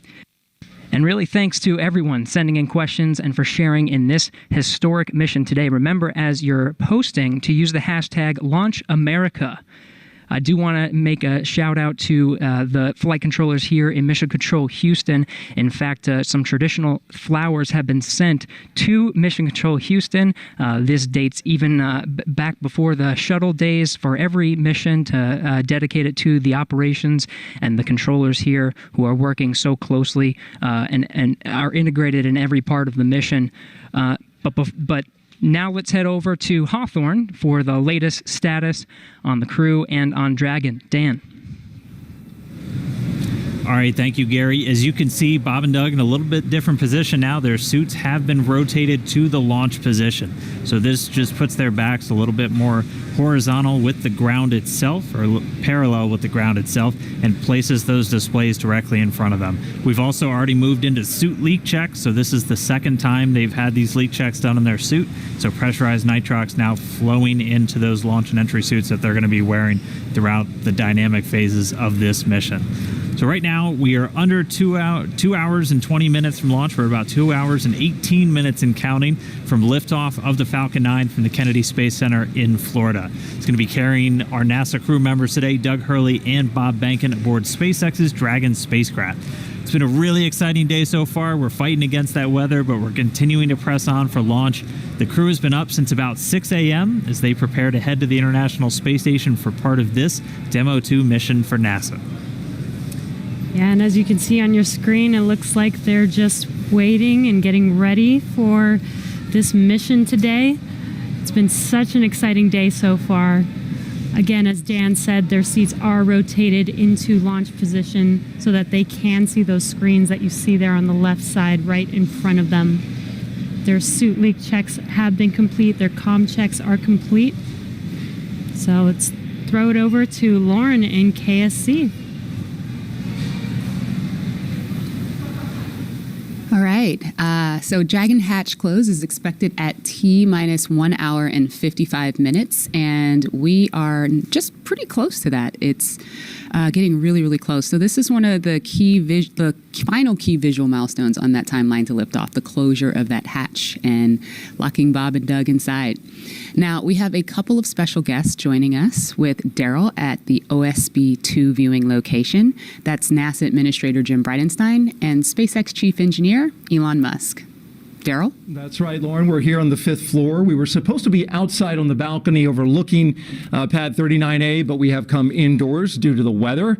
But we are here with two titans of space. And though it might look like this is a reunion of a 90s boy band, it is not. We are socially distanced for good reason. But we are here to talk about space. And I want to thank you both and tell you both it's a privilege and honor to be with you today. We're going to start off with you, Jim, and ask you a couple questions here. I want to ask you, first of all, it's been almost 3 years that you were sworn in as NASA Administrator, and you knew from the very first day that you would be right here at the Kennedy Space Center in this moment when a commercial partner was ready to launch. Tell me what it's like to be leading NASA at this very moment. So I want to be clear. I did not know that when I got sworn in. I will tell you, a lot of folks said it couldn't be done. But of course, as soon as I got the job, Elon and I have had a number of conversations. Elon committed that this was something that SpaceX could achieve. We've had challenges. We've had setbacks. We've seen catastrophic losses of capsules and challenges with parachutes. What's that? On the ground. On the ground, uncrewed. I want to be really clear. Tests. But that's what's unique about SpaceX. SpaceX can do things that NASA historically has not done.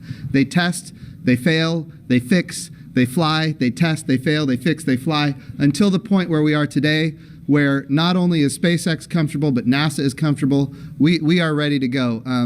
But if you would have told me even 2 years ago we'd be right here, I might have even been questioning it then. But this is a monumental achievement. It's a Herculean task by the SpaceX team, which we're very grateful for, and also by the NASA team that has been working hand in glove with them to get to this point.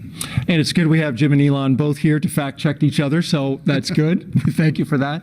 Elon, in 2002, when you started SpaceX, many in the aerospace industry didn't take SpaceX seriously. You remember what that felt like. Yet here you are. You just sent 2 astronauts in a car made by your car company to launch pad 39A with a spacecraft made by your space company. And now they're launching the International Space Station. So I'm wondering for you, in this moment, do you just pinch yourself thinking, is this really happening? This is a dream come true, I think, for me and everyone at SpaceX. This is not something that I ever thought would actually happen. So when starting SpaceX in 2002, I really did not think this day would occur. I expected 90% chance we'd fail to even get to low Earth orbit with a small rocket.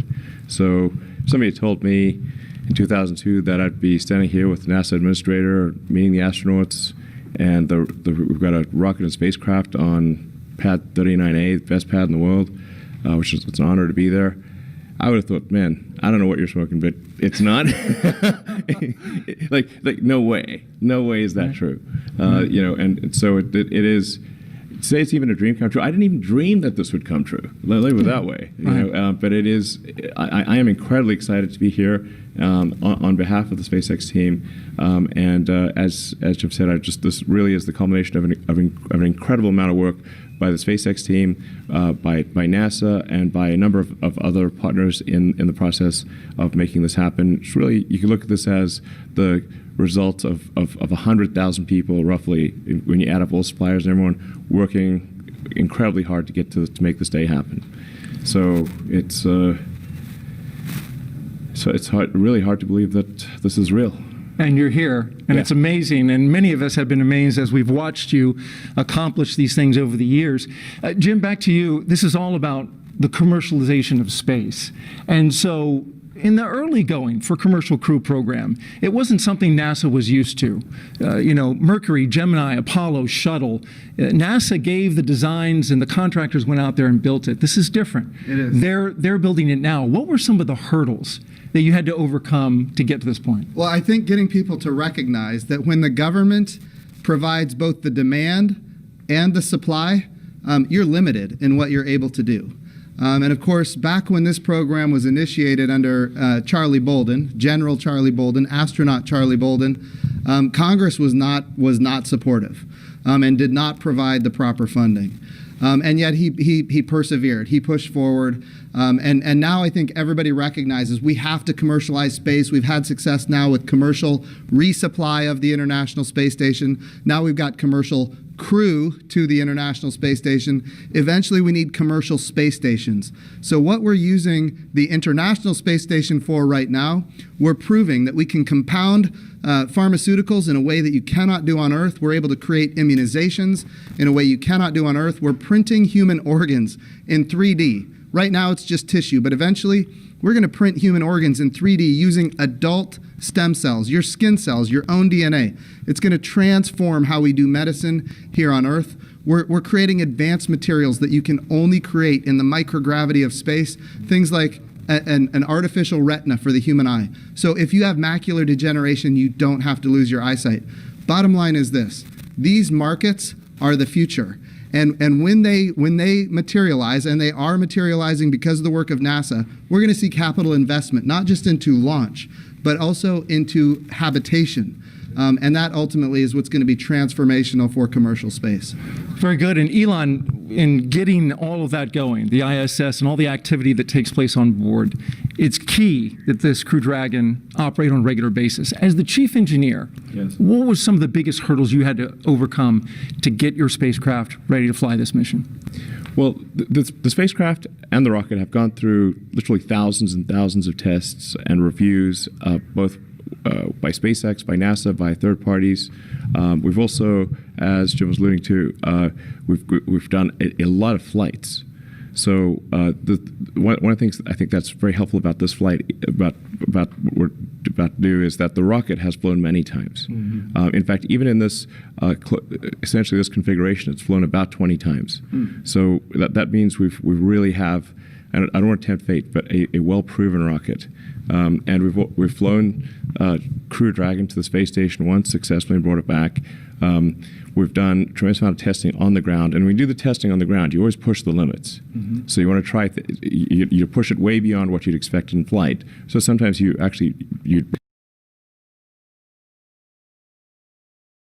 So this is a result, like I said, of thousands of tests, of thousands of design hours, and a tremendous number of smart people working incredibly hard to make this day happen.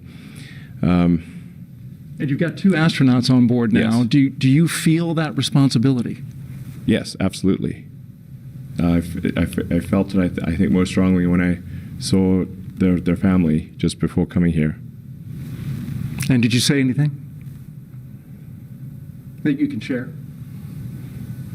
So we've done everything we can to make sure your dad's come back okay. Thanks for sharing that with us. Jim, you had some words with the astronauts. What was your take on how they were feeling? I will tell you, Doug Hurley, Marine Corps test pilot, of course, veteran of multiple space shuttle missions. Bob Behnken, flight test engineer, United States Air Force, again, veteran of multiple space shuttle missions. This is not new to these guys. All I could do is convey to them how much all of America appreciates what they're doing, that the entire world is watching, and just how grateful we are as a nation. And I will tell you, their demeanor is loose. They are ready to go. They were joking around. They're talking about what they had for breakfast and how it might come up later. It was steak and eggs. Yeah, I saw that. Yeah. Right. So it was nice to see. They are in their element, and we are just so grateful and proud of them. Well, that's good to hear. That gives you great confidence, I'm sure, in your positions as you hear that. We're going to go to a social media question, and we've got this question coming from Brooklyn. And she wants to know, I noticed some changes in the crew spacesuits. They look much thinner and lighter. What changes in the space capsule allow to have these futuristic suits? Well, we spent a lot of time designing the spacesuit. I personally spent a lot of time on the spacesuits. It took us 3, almost 4 years to design suits that both look good and work well. So you can see a spacesuit in the movie, looks good, doesn't work. and then you can make a spacesuit that works but doesn't look good. Because fundamentally it's a pressure suit that's got to survive in vacuum. Right. So it's so it tends to puff up, when it's under pressure, and it's got to handle all that pressure. So it took us many iterations to get the suit to. We really wanted to look great. Fundamentally, what it's about is like we want to inspire kids to say that one day they want to wear that uniform. They want to wear that spacesuit, and get them fired up about, I want to be an astronaut. I want to work on aerospace engineering. I want to advance space flight. And I think what today is about is reigniting the dream of space, and getting people fired up about the future and excited. It's just one of those things that I think everyone. From all walks of life, from all parts of the political spectrum in the United States and elsewhere, should be really excited that this is a thing that is made by humans, for humans, and it's just a great, exciting, inspiring day, and it's one of those things that makes you glad to wake up in the morning. Yeah.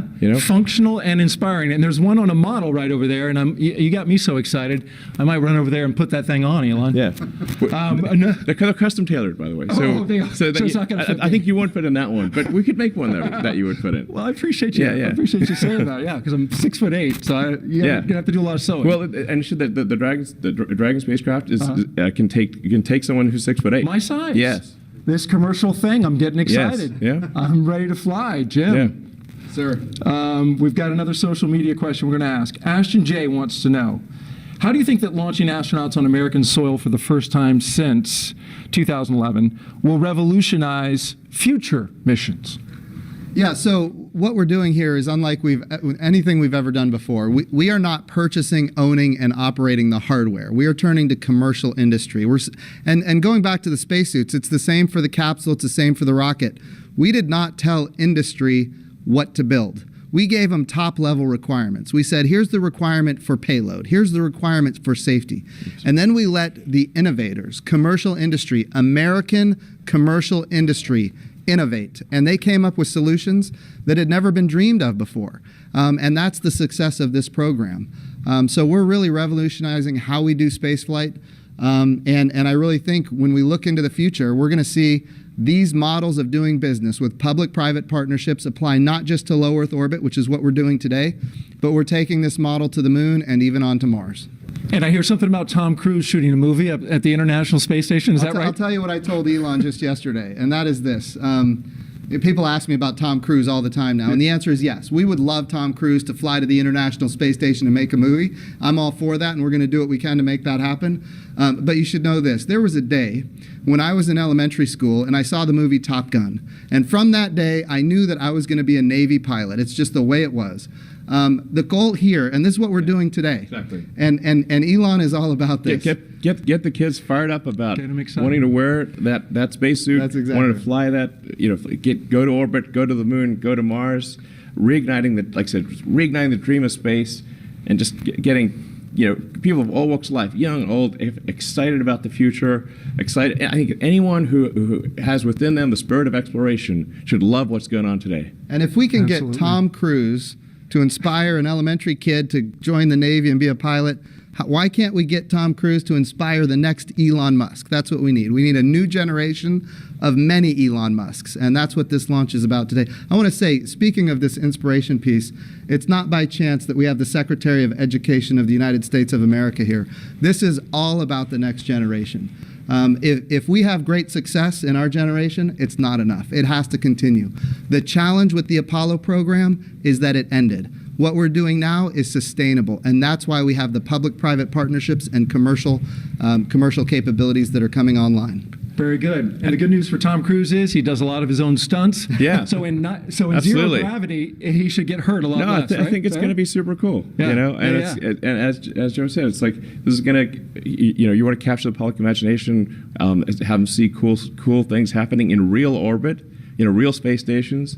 It's like I think I'd want to watch that movie.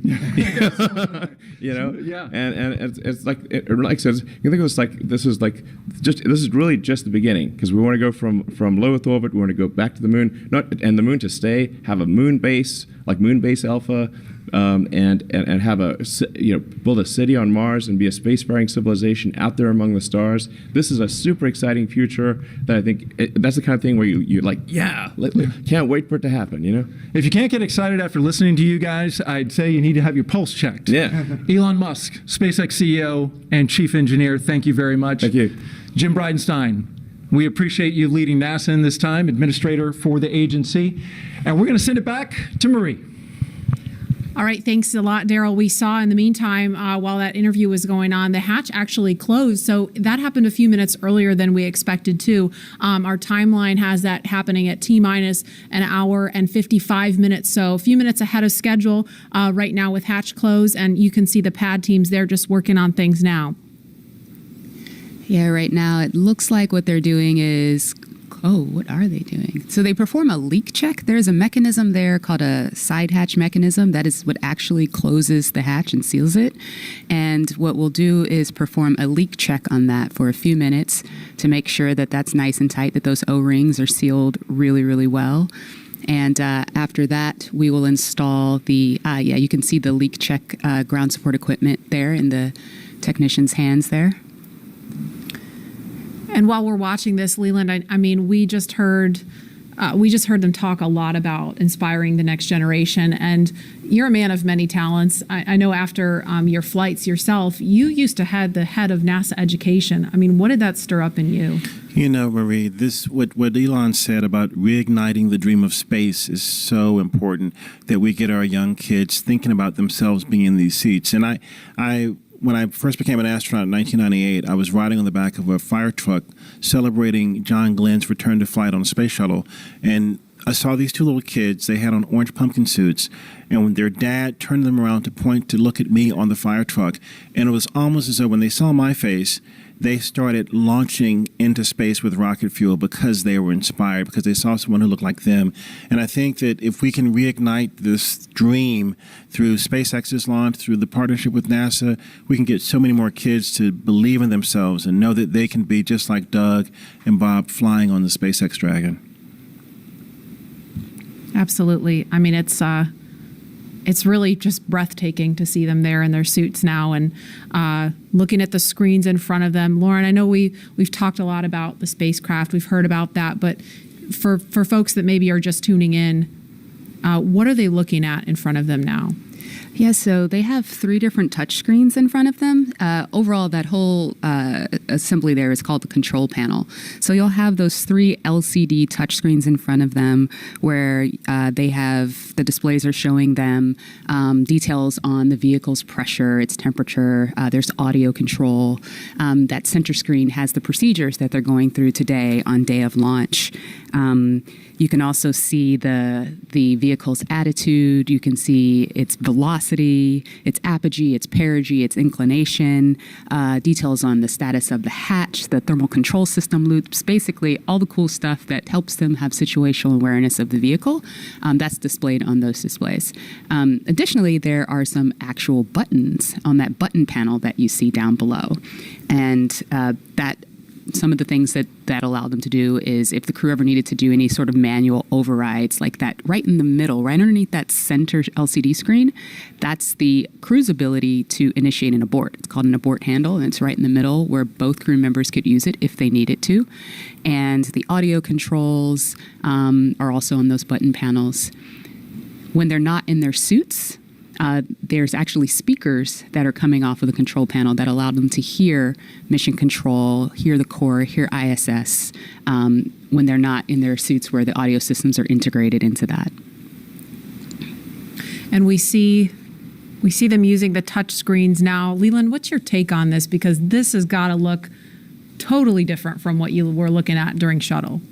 Touch screens. I mean, we had these displays and these buttons, and it was one of those moments when I'm looking at this now, when I had knee boards that had procedures and things on there, and the procedures are now all run in that middle screen, and the malfunctions and the things that you do to mitigate problems with the vehicle if something happens, it's all controlled right there with the two of them. And so it's a radical departure from what we did with the shuttle.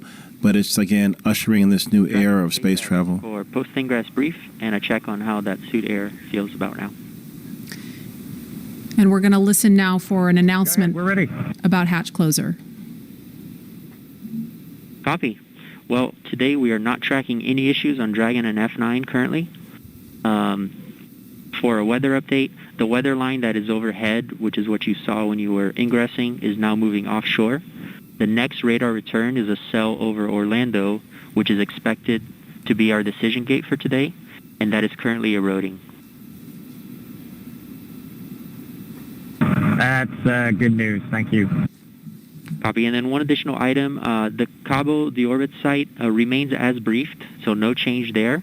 But I do want to make you aware that that is slightly west of Cabo for GO weather. So you just want to target the longitude if needed. Okay, Dragon copy, slightly west. We'll target the longitude, and the suit air has cooled off, so we appreciate that as well. Copy, outstanding. Let us know if you have any questions, and we'll keep you posted as the closeout team completes the leak check. Dragon copy.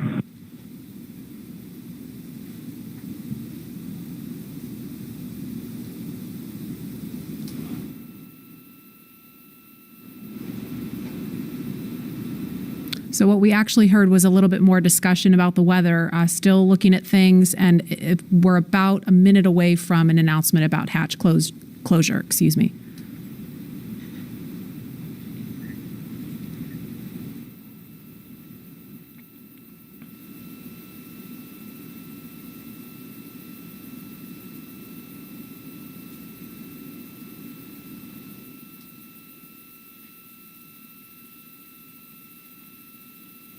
If you're just joining us, we're at T-minus 1 hour, 55 minutes and counting, and we're expecting an announcement to confirm hatch closure in just a few seconds.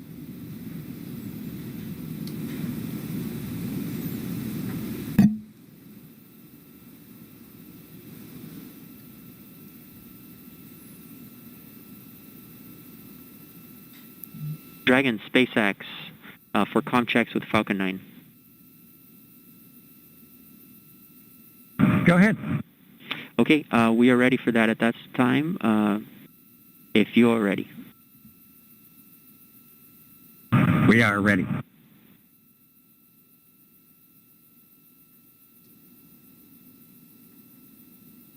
All stations up on Countdown Net for section 54.49, F9 responsible engineer, communication check with the crew.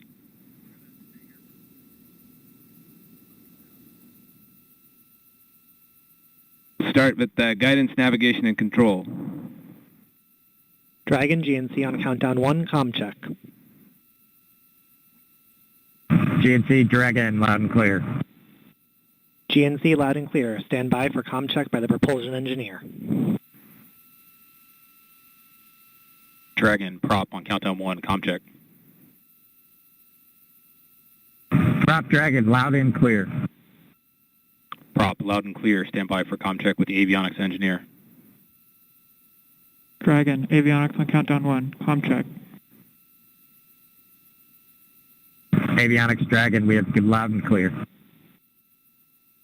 Avionics loud and clear. Stand by for comm check with the ground segment engineer. Dragon, ground segment on Countdown 1, comm check. Ground segment Dragon, loud and clear.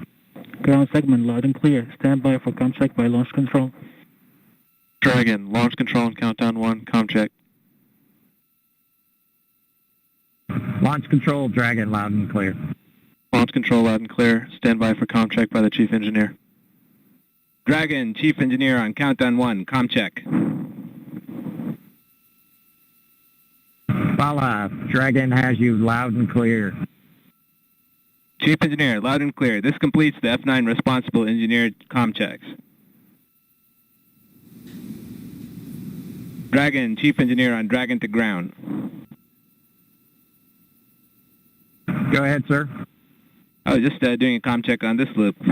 Good luck, guys, and buckle in. Thanks to you and the F9 team, Bala. We really appreciate it. Thank you. Thanks, Bala.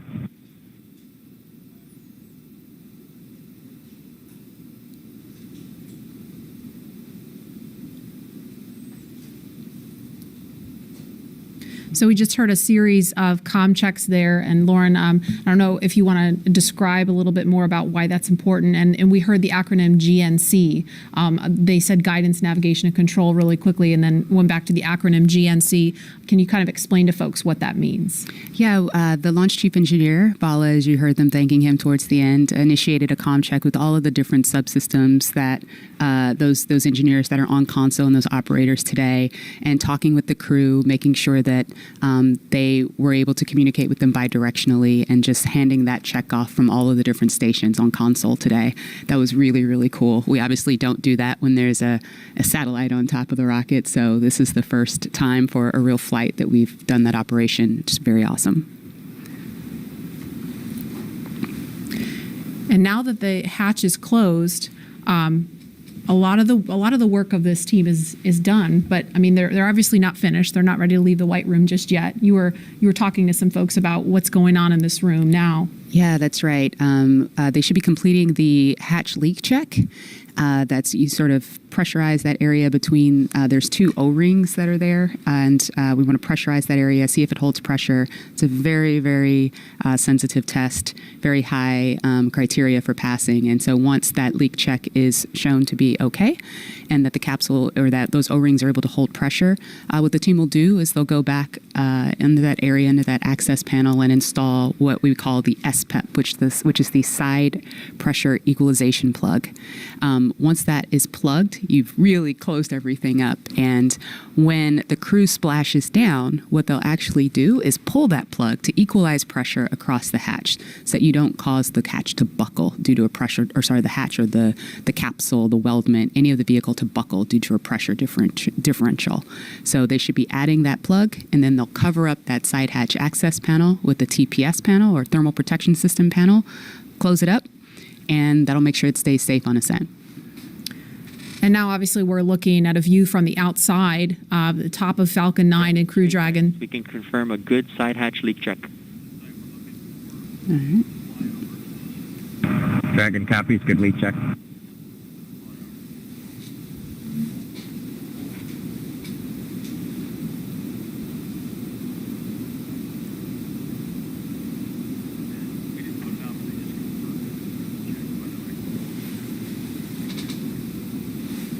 And we just heard confirmation of a good leak check.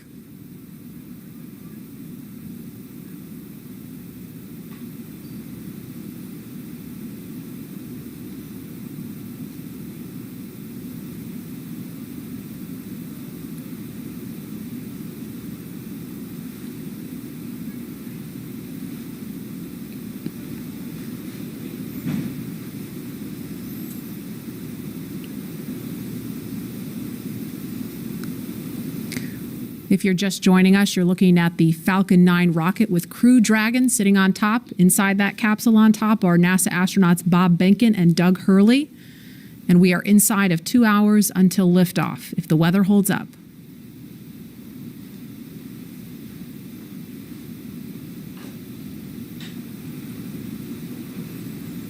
There's another stunning aerial view of the crew access arm extended out towards Crew Dragon. That is the final path that the astronauts took to climb aboard Dragon before they strapped into their seats and the hatch closed.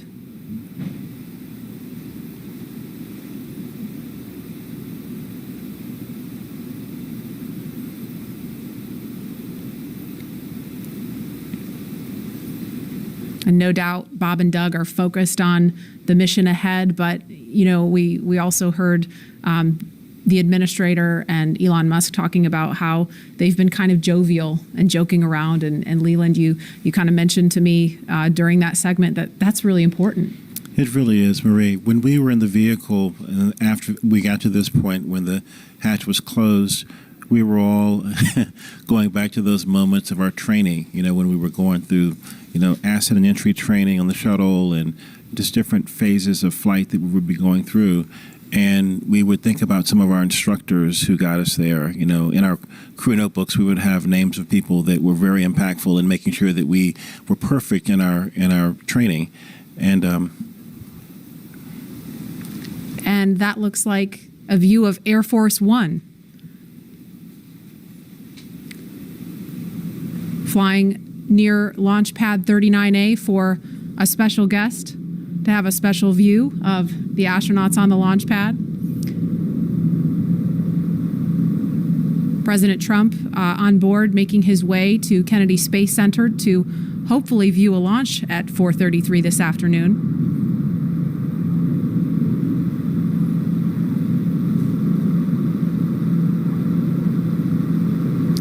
And there they are in view of the launch pad. So no doubt he's looking out the window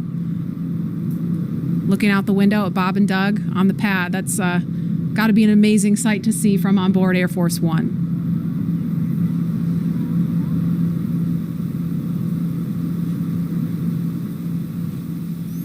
And we are at T-minus 1 hour, 46 minutes, 22 seconds and counting from launch. And guys, the last time we actually did a little bit of research when we found out that the president was coming. The last president to witness a launch from here at Kennedy Space Center was Bill Clinton. That was back in October 1998 for STS-95. So it's been a minute.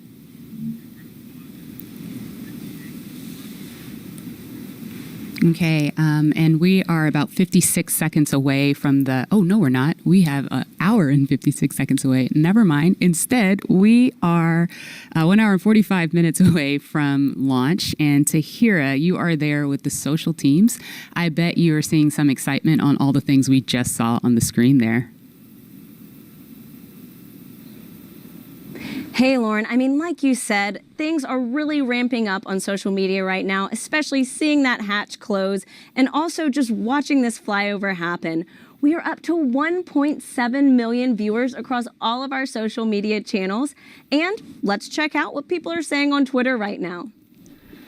So it looks like we've got more creativity still going on. Some people are crying with pride in Houston, feel it. We even have Elizabeth Banks, who from the Hunger Games. That's awesome. We have more just good luck and well wishes for Bob and Doug across the nation. This has been a constant online today, which is so great to see. More just future astronauts and kiddos getting excited. We even have the band Bastille tuning in for launch. This is awesome. And just looks like more people standing by to witness this historic launch today. And so, guys, on top of what's being said on social media, we've also got a lot of well wishes from everyone across our country showing us what today means in their creative way. So let's take a look at that video. I am so ready to launch America.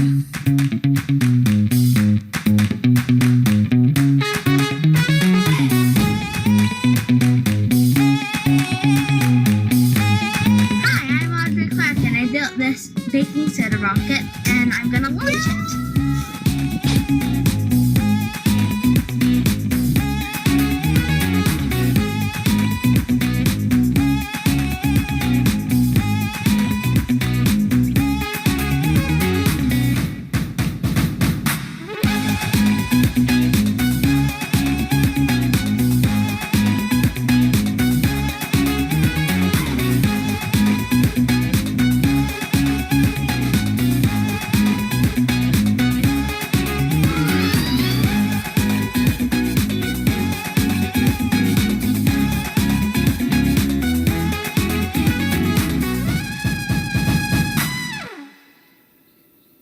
Wow, I mean, guys, just look at everybody excited for today's launch. If that doesn't get you pumped, like, come on, let's go. We even got to see astronaut Snoopy in there, which is a personal favorite of mine.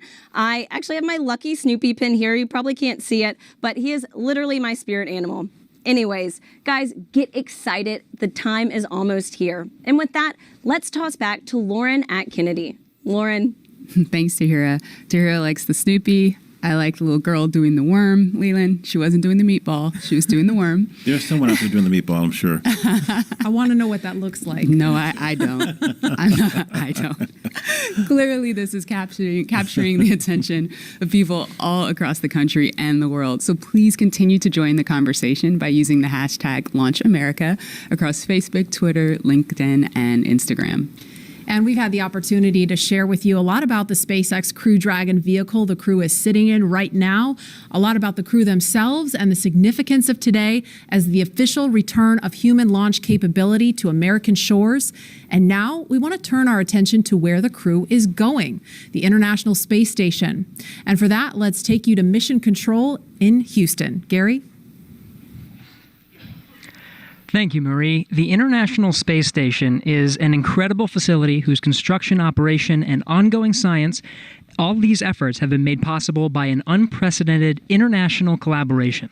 So to tell us more about the space station, we have International Space Station Chief Scientist Kurt Costello with us. Kurt, welcome. Gary, thank you. It's an amazing day to be here to talk to you about this historic launch to the ISS. It really is. Now, many viewers may not realize that there is a laboratory that's the size of a football field, 250 miles above the Earth, and that it's been there for nearly 20 years conducting revolutionary science. Can you share with us more about what the space station is and what it's accomplished so far? Sure, Gary. Over those 20 years, we've conducted over 3,100 experiments on board this space station. Those 3,100 experiments have been done by over 4,100 investigators and represent the work of over 108 regions and countries. The work going on the space station is not only there to help us with our exploration goals for how to go further into space, but also to bring back benefits for Earth and to produce a commercial marketplace in low Earth orbit.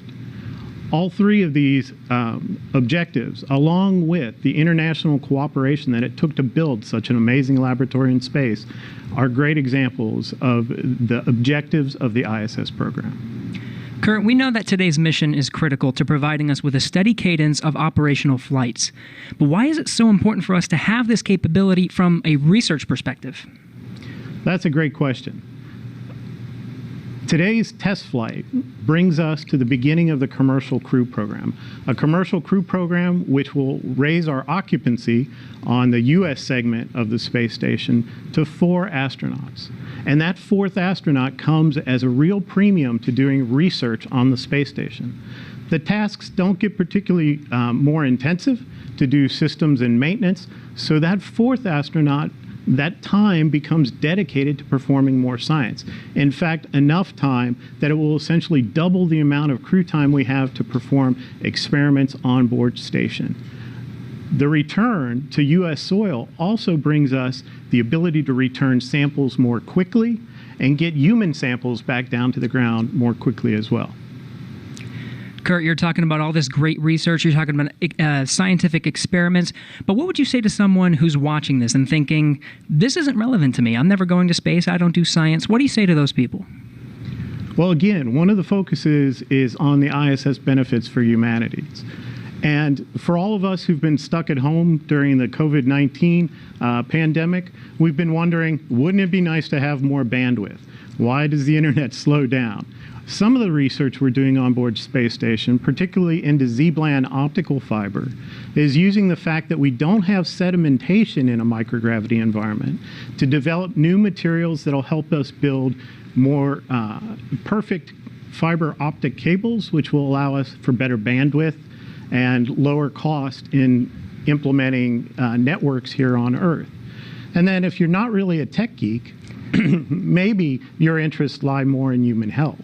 And then we have multiple experiments going on to help us develop new drugs, new treatments on board the ISS. Pharmaceutical companies are working on methods that allow us to crystallize proteins in space in a more purified and more standardized method. And this could lead to monoclonal antibody suspensions that we can treat through injection instead of a painful infusion. We also are developing studies into our capability to produce tissues and organs in space. Again, because you don't have sedimentation, there's a capability there to produce more realistic tissues that can someday possibly be used to prevent human disease. Now, Kurt, I know they have some cargo going up with them, but I understand they plan to bring some science back. That's right, Gary. A lot of their cargo going up with them are crew supplies and EVA supplies to support them if they have to do EVAs on board. But the cargo they'll be bringing down is science, and it comes from across the spectrum. We have student experiments in seeds that will be returning with the Crew Dragon. We also have a number of experiments that are dependent on their samples returning in frozen lockers on board the SpaceX Dragon to be able to do the science there. Those include rodent research tissues from the National Lab Rodent Research 17 mission, and also our veggie experiments, which are experiments in growing plants in space that will be needed when we go to more distant locations like the Moon and Mars. International Space Station Chief Scientist Kurt Costello, thank you so much for your time. Let's hear now from one of the next astronauts to fly to station on a Crew Dragon, talking with Marina Jurica. Marina. Thank you so much. I am so honored to be a part of today's momentous launch. My guest is no stranger to the International Space Station and will return there for the first time in nearly a decade for his third space flight with the Crew 1 launch expected later this year. Having logged 177 days in space from flights on the Space Shuttle Discovery to the Soyuz, JAXA astronaut Soichi Noguchi will have spent more time in space than any of his other crewmates. It is my pleasure to welcome him here with us today. Thank you so much for joining us, Soichi. Honjitsu wa arigato gozaimasu. Wow, that's wonderful. Marina, how are you doing? Thanks for having me today. This is wonderful. Today we are celebrating the launch, so I'm happy to be here. Thank you so much for being here with us. I am sure you have felt the excitement for today's launch, Soichi, and you will be on the next Crew Dragon flight after this one. Are you excited to launch from Kennedy Space Center again, and how are you preparing for this new vehicle? Yes, definitely we are excited to go back to Kennedy Space Center. My first space flight was from Kennedy Space Center on the Space Shuttle Discovery. That was 15 years ago, but my memory is still fresh. I still feel the vibration of the launch, the same launch pad of 39A that the Demo 2 go up, and the same launch pad that we will go up as a Crew 1. And our crew is getting ready for the final training phase, which will come in the coming weeks. And the mood is really high, and we are ready to go up. And as you know, the International Space Station and space exploration is an international effort. How do you feel representing the Japanese Space Agency once again on the ISS? Well, I think the strength of the International Space Station is the diversity of all the participating countries, and adding a diversity is definitely gives a rigidity to the program. And the same applies to our Crew 1. Our Crew 1, we are 4 of us, but quite a different background, quite a different ethnicity, and definitely the diversity is the key word of our success to the Crew 1. And I'm sure it will be very successful. What are you looking forward to once you get back to the ISS? Well, this will be my third visit to the International Space Station. I'd like to see the things my colleagues keep saying, hey, you got to visit the space station again because it's getting more comfortable, more roomy, and I cannot wait to go back to my sleep station after 10 years. And nothing beats that view, does it? Oh, definitely. My last flight, we actually installed a big window called the cupola, and that was a big hit, obviously. This is the number one leisure time for astronauts, and I'm ready to shoot as many photos as I can this time as well. Amazing. I will look forward to seeing those photos. I'm sure you remember exactly what it feels like in these moments right before a launch. What do you think Robert Behnken and Douglas Hurley are feeling right now as they prepare to head to the ISS? Well, Doug and Both space shuttle veterans, they know the drill. They have launched. They experienced the launch before, so I think they're pretty relaxed. And so far through my training, I learned that most of the steps before the launch is quite similar to what we have in the space shuttle days.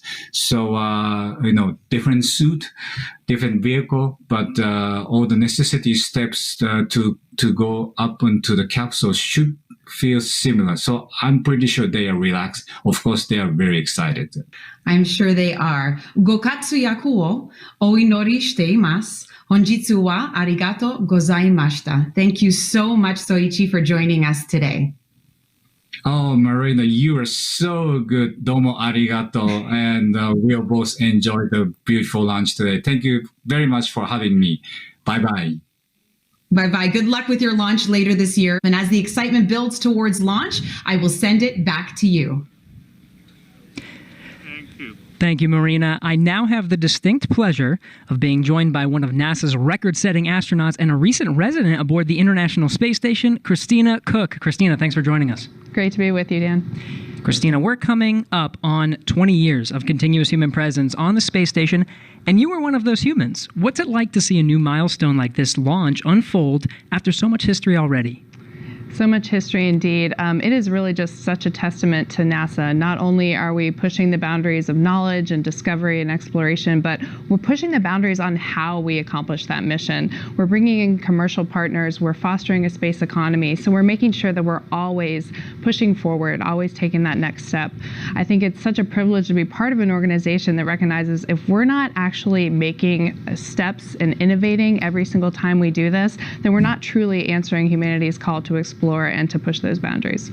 Christina, I know Bob and Doug are veterans themselves, but what advice do you have for Bob and Doug, given your experience as a long-duration station crew member? Well, being able to live on board the International Space Station and work there is just such a privilege. You know, you're a steward of this amazing laboratory that's bringing so many benefits down to Earth and also learning how we can push farther into the universe. So it is quite an honor, and I think that's the main thing about how it feels to be up there for a long duration. You know, in terms of advice, Bob and Doug have been great mentors for me. They've given me advice for so many years. It's strange to be the one who could be in a position to offer them anything. But I would say that as, you know, shuttle flyers, they used to participate in missions that were really, really intense, go, go, go all the time. Long duration space flight is more of a marathon than a sprint. So I would tell them to take that moment, enjoy it, and, you know, really welcome the opportunity to have part of your mission be taking it all in and sharing that with the people that got you there. Thanks again, Christina. Always a pleasure to hear from you and fantastic words. Thank you for sharing. Thank you. My pleasure. So once again, once Bob and Doug arrive at the station, they'll be greeted by astronaut Chris Cassidy, but before we do that, let's toss to a briefing.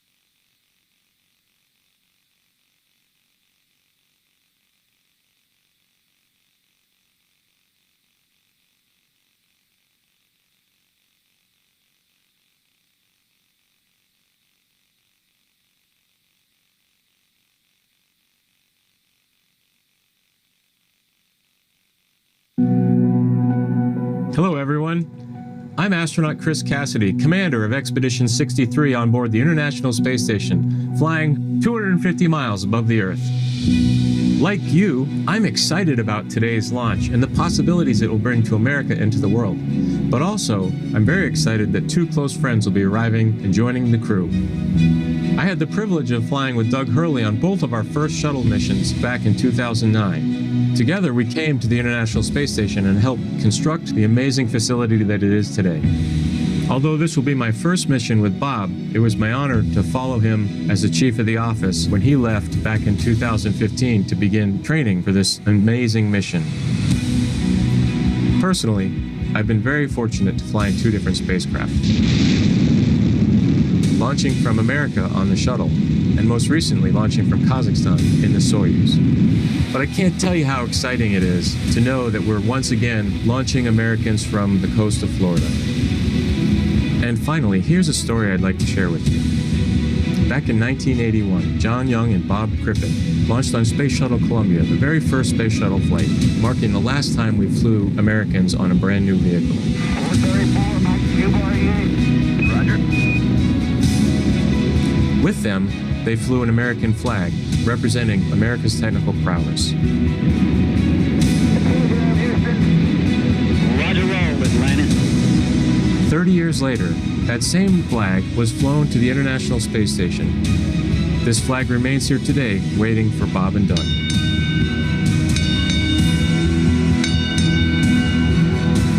Our flag means so many things to our country, and this small piece of America represents what we'll be able to achieve together. We'll never stop exploring. And so Bob and Doug can take this very special flag home to Earth, where it awaits its next journey to the cosmos.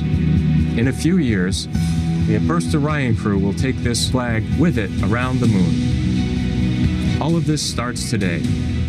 I'll be watching outside the window along with everyone else in America and around the world. I can't wait to look out the window and see my friends on close approach. Go Falcon 9, go Dragon, and go Bob and Doug. I'll see you soon. And that was a very special message from NASA astronaut Chris Cassidy, right now the lone American aboard the International Space Station. So he will be ready and waiting to welcome Bob and Doug when they arrive tomorrow, if liftoff happens today, a little later tomorrow morning.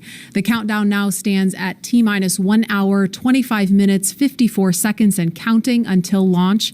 And we'd like to share with you just how much has happened here at Kennedy Space Center since the last time we had a crew on the pad launching from here.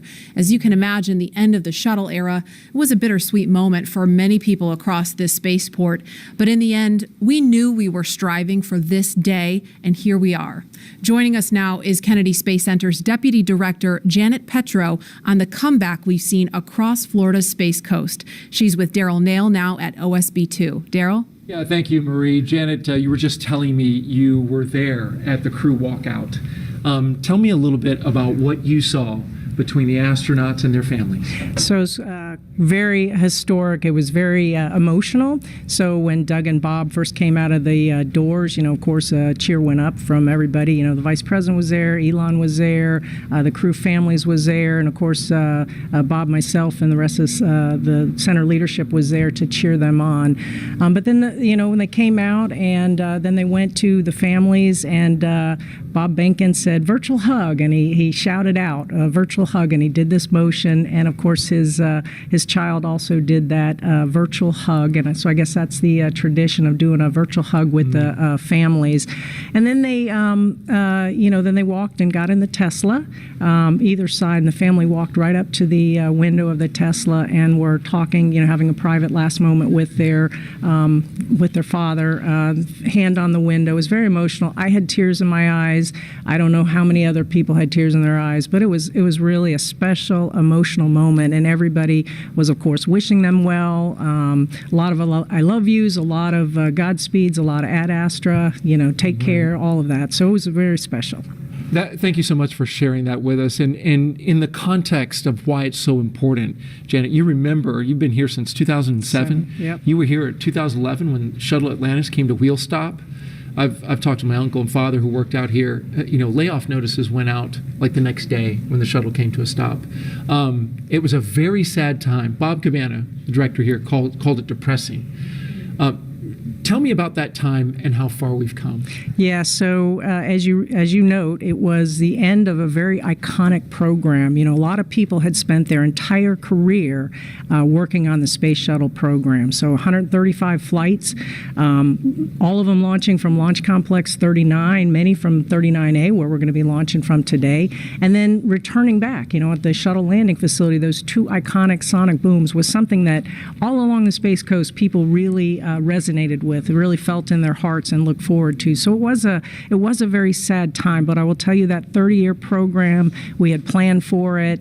The workforce was incredible. You know, there was a lot of people who, as I said, spent their entire career here, and they wanted to safely fly that shuttle out, and then they retired. There was also another large group of people that just wanted to put on their resume that they had been privileged to work on the Space Shuttle. So the workforce I was incredibly proud of, because they were resilient, they were dedicated, they were committed to safely flying out that shuttle. They didn't skip any steps, and regardless, as you said, that they knew they were getting their layoff notices. I think it landed on a Wednesday. They were getting their layoff notice on a Friday. They were in it till the end to make sure we safely flew it out. And of course, you know, we had 14,000 workers out here then, which we have a lot fewer here today.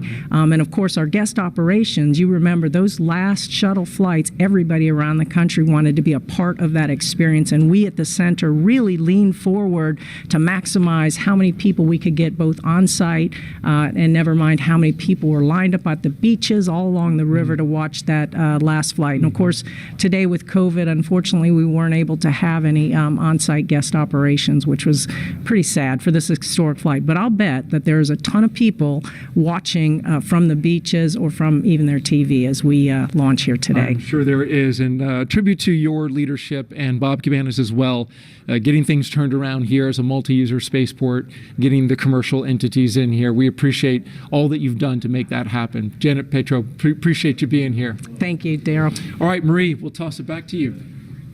All right, thanks, Daryl. And as NASA and SpaceX have worked for years to get to this moment, today's mission opens the door to an entirely new era in human spaceflight, not only for astronauts, but someday for the general public as well. From the beginning, it has been our mission at SpaceX to help make humanity a multiplanetary species. And today's mission is an important step towards that goal. The key to opening up space access for people like you and me is reusability. Without it, traveling to space is just far too expensive for the average person to do. Imagine how expensive a flight from LA to New York would be if you had to throw the plane away after a single trip. A lot.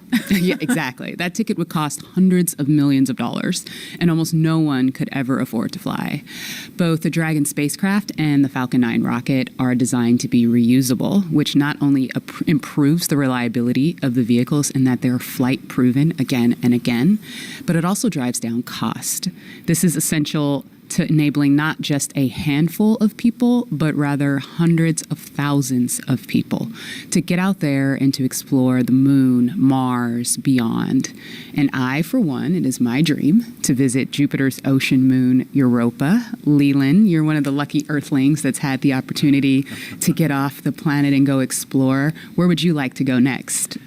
You know, Lauren, I think I would like to go to Mars and, be there for, about a year each way and then a year on the Martian surface. But the one condition I would have to have, my pups would have to go with me because it's about exploring new places, but taking your family with you. You know, we have these crewmates that are people that you get to know and love, over a course of training, but it's nothing like having your family with you. And I think that's something that we're going to be seeing in the future, people living and working on other planets as a family. I think Absolutely. there are a lot of people who want to see your dogs with you in space. Well, we've seen them in an official portrait. I know that the dogs came in with you to take a picture in your spacesuit back in the day. Yeah, it is. Well, we kind of snuck them in. No dogs allowed at NASA. Well, they had their moment. They sure did. And knowing that the opportunity to fly to space as a private citizen or a private dog maybe one day is right around the corner, we have a new poll question on Twitter for you. So if you were given the opportunity, would you travel to space? Let us know and we'll share the results a little bit later. All stations All come right. Well, there is not a lot of cargo. Chief Engineer Technical Poll for launch escape arming and propellant loop. All right. Now, while there's not a lot of cargo in today's mission, Dragon is carrying 2 special payloads, aside from Bob and Doug, of course. The first is a series of custom art pieces entitled Humankind by Los Angeles artist Tristan Eaton. These indestructible, double-sided paintings are made from gold, brass, and aluminum, and they celebrate how far humanity has come, as well as how far we still have to go. It includes a beautiful homage to the Saturn V rocket, as well as a nod to Bob and Doug's current ride to space. You can find more images and information about these pieces on SpaceX's social channels. Next, in the spirit of inspiring the next generation of explorers, we wanted to celebrate the class of 2020, from kindergarten all the way through graduate school. SpaceX and NASA invited students from around the world to submit their photo to fly on America's first human spaceflight in nearly a decade. Each graduate's photo was used to create a mosaic image of the planet Earth, which we printed and is being flown aboard Bob and Doug's flight on the Crew Dragon spacecraft. We received nearly 100,000 photos. So thank you and congratulations to all the world's graduates.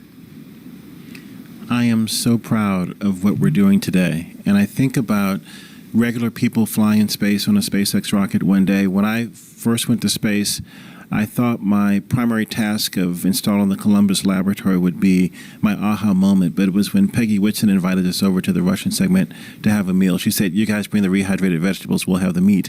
And we're doing this, having this meal, and it's with African American, Asian American, French, German, Russian, the first female commander, breaking bread at 17,500 miles an hour, going around the planet every 90 minutes. And when I think of that perspective shift that I got looking out the window, flying over my hometown, flying over Leo's hometown in Paris, flying over Yuri's hometown in Russia, it brought us all together as a civilization. And I think that's what spaceflight does for us. The more people that have the opportunity to go to space will feel like it's an international family of people working together for the good of humanity and all humankind. Absolutely. And it's exactly what that piece of art was all about. Yeah. And following today's mission, we will be one step closer to a future where we can all have that experience. We can all have that orbital perspective and the ability to explore new worlds. In just over an hour from now, Bob and Doug will be the first people to launch on an American vehicle in almost a decade. For the team at SpaceX, it's really hard to put into words how honored we feel about the trust that Bob, Doug, and NASA have put into our team to carry out this critical mission. I worked on Crew Dragon for 2 years, and I can just imagine what all of my friends and colleagues are thinking right now as they sit in anticipation and excitement for what's to come. Absolutely. And speaking of those who have carried the hopes and dreams of science and exploration, we have a few shout outs to share with you from some big fans of NASA and SpaceX.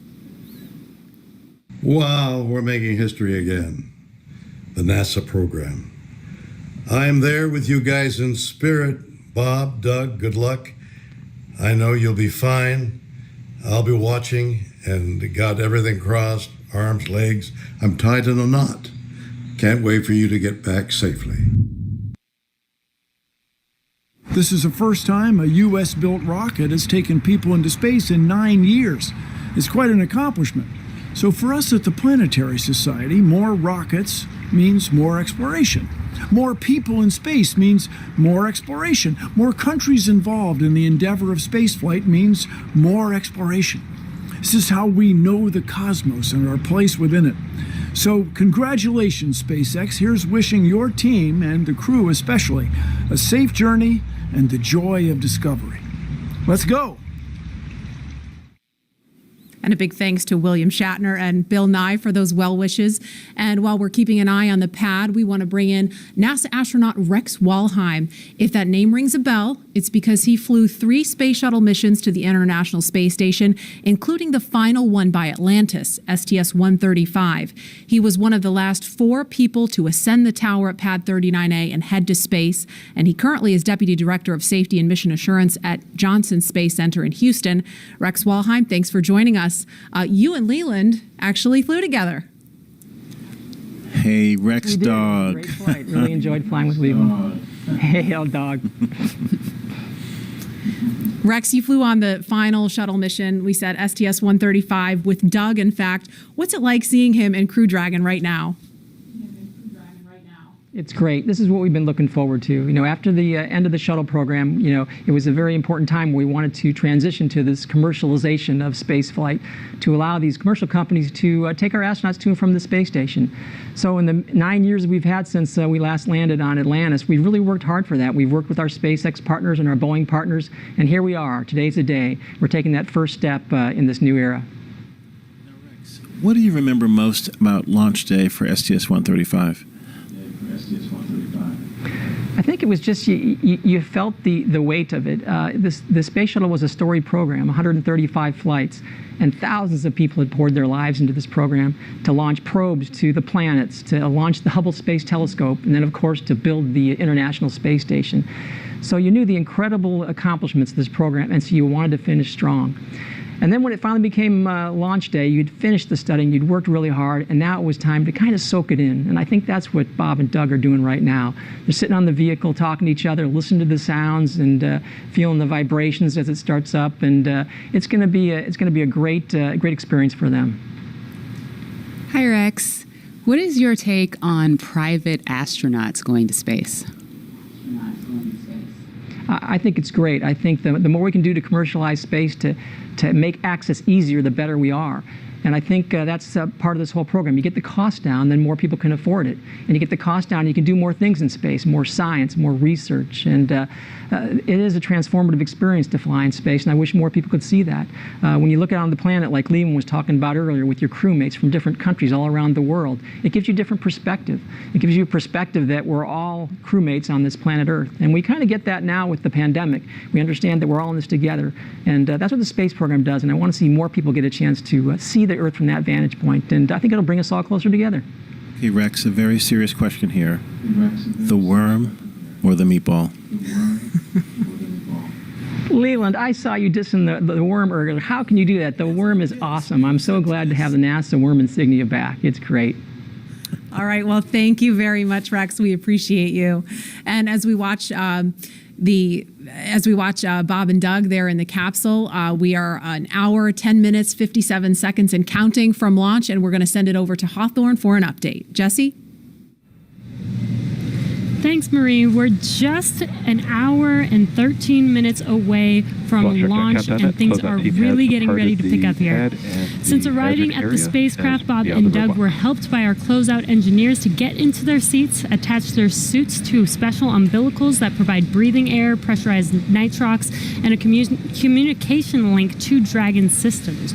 They conducted leak checks, which were successful, and communications checks with the Corps here in Hawthorne, which is the person who will speak to them directly throughout the entire mission, as well as the launch director in Florida. This is where they are checking their comm path through both ground stations and the tracking and data relay satellites that we'll use to talk to the crew the entire way to the station. That's right, and after those suit checks were complete, the closeout team was able to seal up the hatch, which also got its own leak check, and we confirmed that it was good to go. The closeout team at this point has already departed the area around the pad. They were about 25 minutes ahead of their schedule, and right now weather operators are kicking off their final check on wind speeds at the pad, which are going to be used, and they're really important for that final go, no-go for launch. Before we get to that final go, no-go, various teams at both NASA and SpaceX are going to do some internal go polls, just making sure conditions are good with Falcon 9, the Dragon, the crew, the range, and the space station before the final go is given. So let's check back in with Houston real quick for a status on the team there supporting the space station on their readiness for launch. In Mission Control Houston, led by Flight Director Zeb Scoville, has been pulled, and we're go for launch. All systems on board the station that are required to be healthy for the mission are reported good, and we're standing by. Station conditions are normal, and the trajectory is meet right up with the orbiting complex as planned. Chris Cassidy aboard the International Space Station is finishing up some tasks, going into his pre-sleep period, and will be able to watch the launch of Bob and Doug. Mission Control Houston will largely be in a monitor mode for the first 18 hours of the flight, with the team here really jumping into the mix tomorrow when Dragon gets in range of the International Space Station and we begin integrated operations. So I'll send it back. Everything's green on our board from the International Space Station. Go Falcon 9, go Dragon, and Godspeed to Bob and Doug. All right, thank you, Gary. If you are just now joining us, you picked a really good time because we are 1 hour, 8 minutes and counting away from launch. And this is our coverage for this mission known as Demonstration Mission 2 or Demo 2.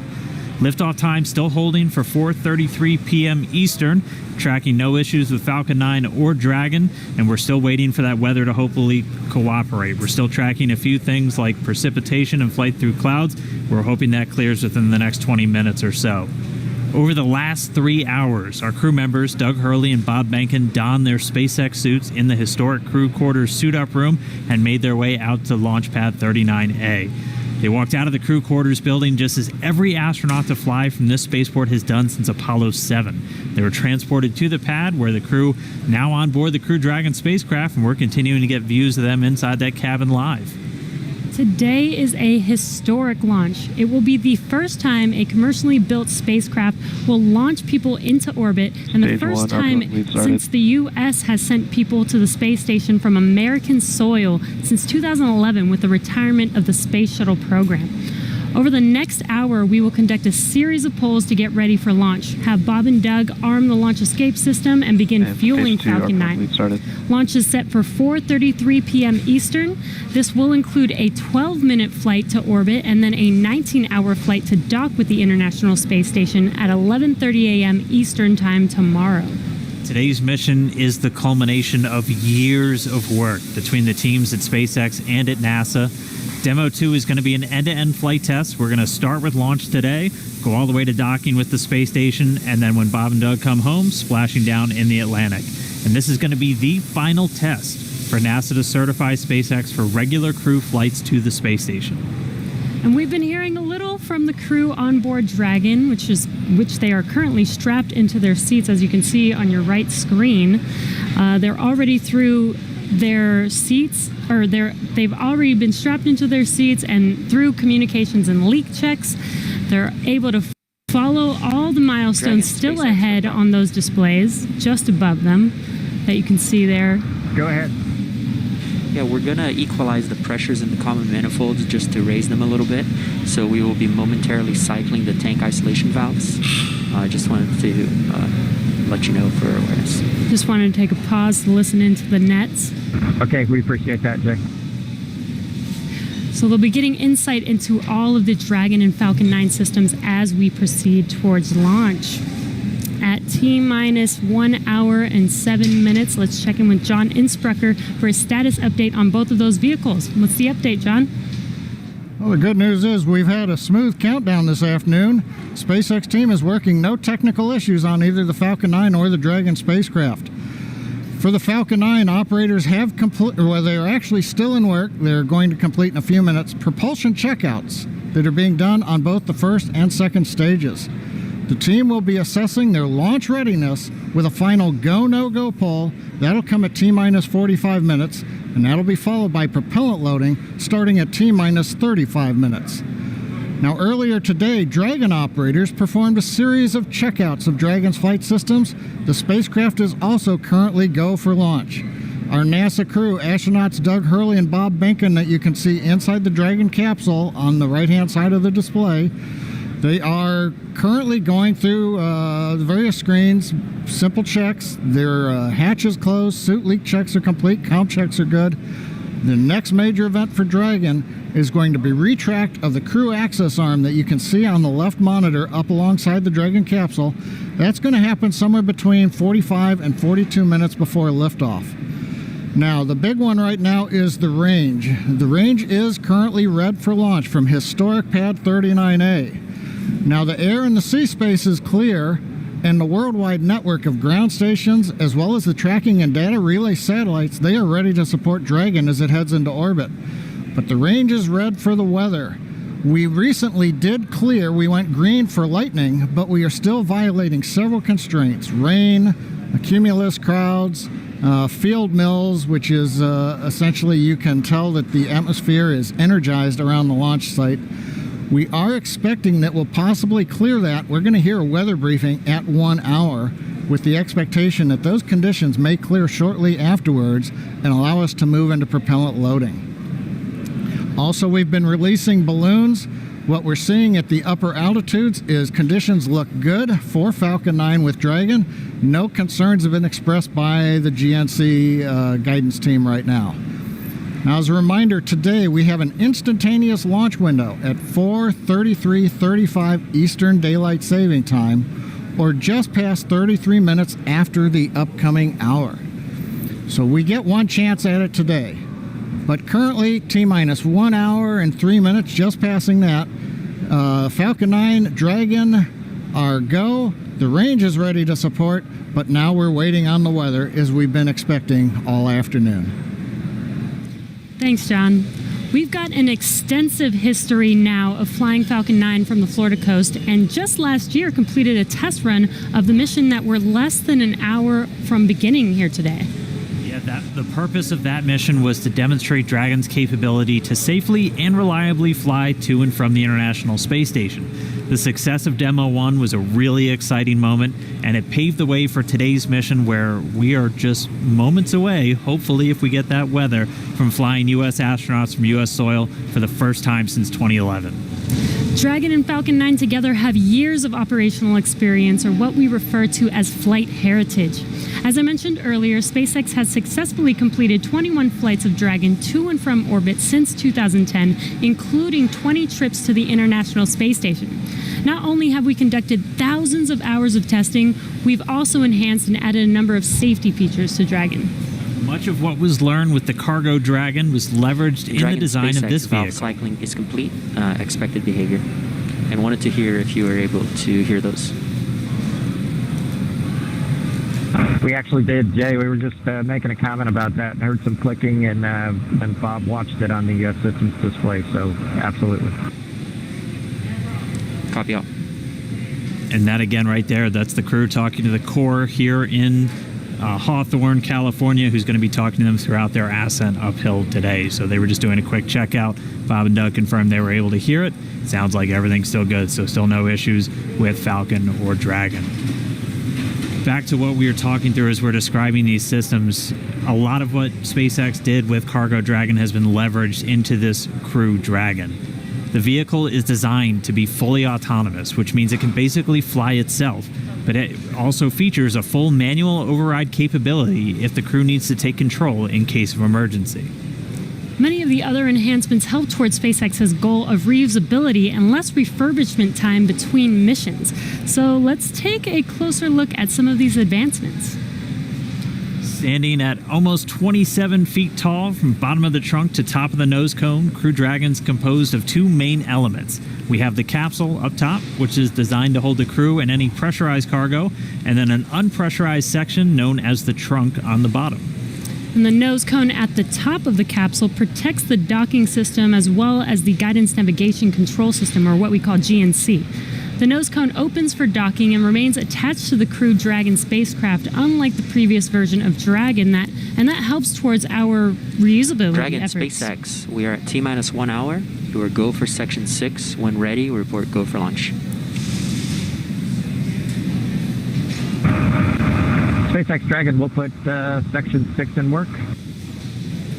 So the crew just has a couple checks, Copy. and when they are ready for launch, we're going to hear them report to the core that they are go for launch.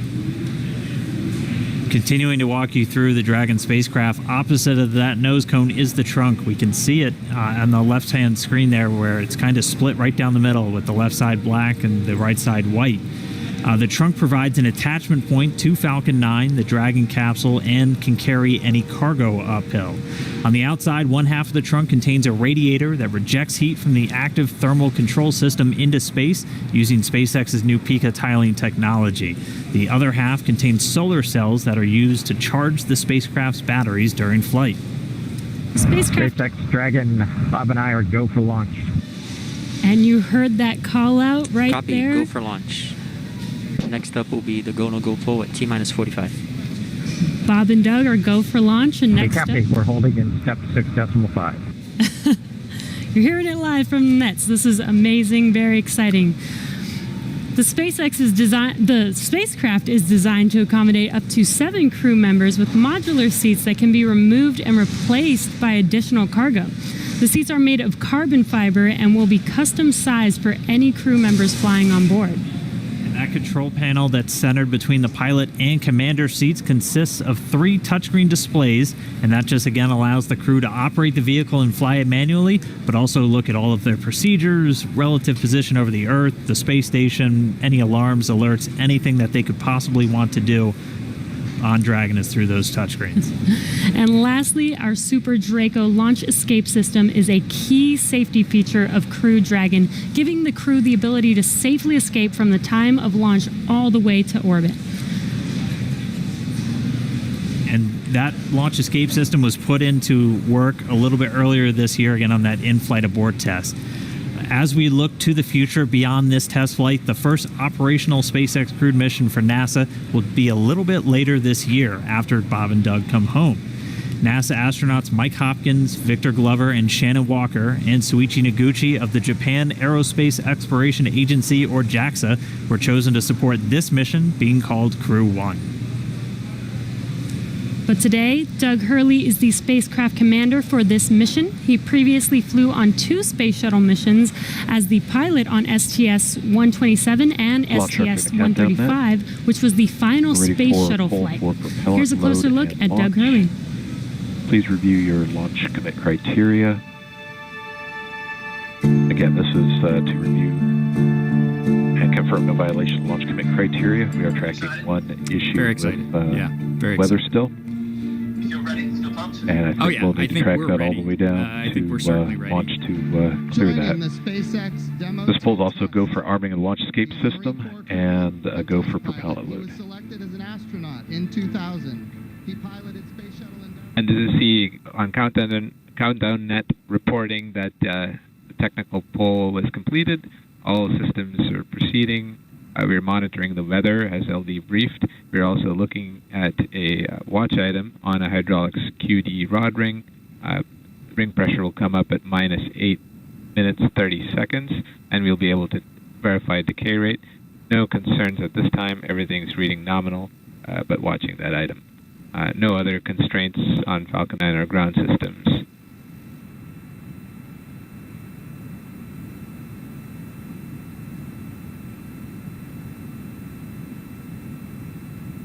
Stage 2 RP1 bleed is complete.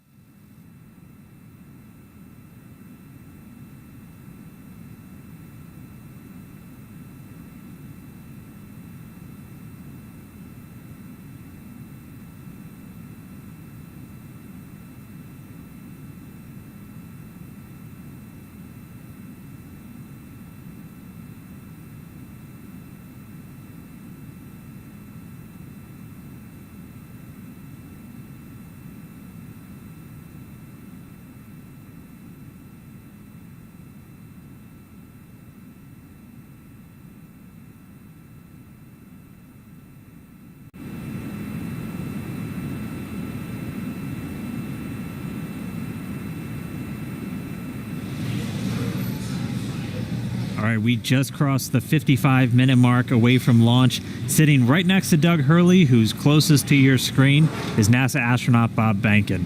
He is the Joint Operations Commander for Demo 2, and Behnken previously flew on 2 space shuttle missions, STS-123 and STS-130, and also served a tour as Chief of the Astronaut Office. So here's a little bit more about the man who said testing out a brand new spacecraft is an astronaut's dream.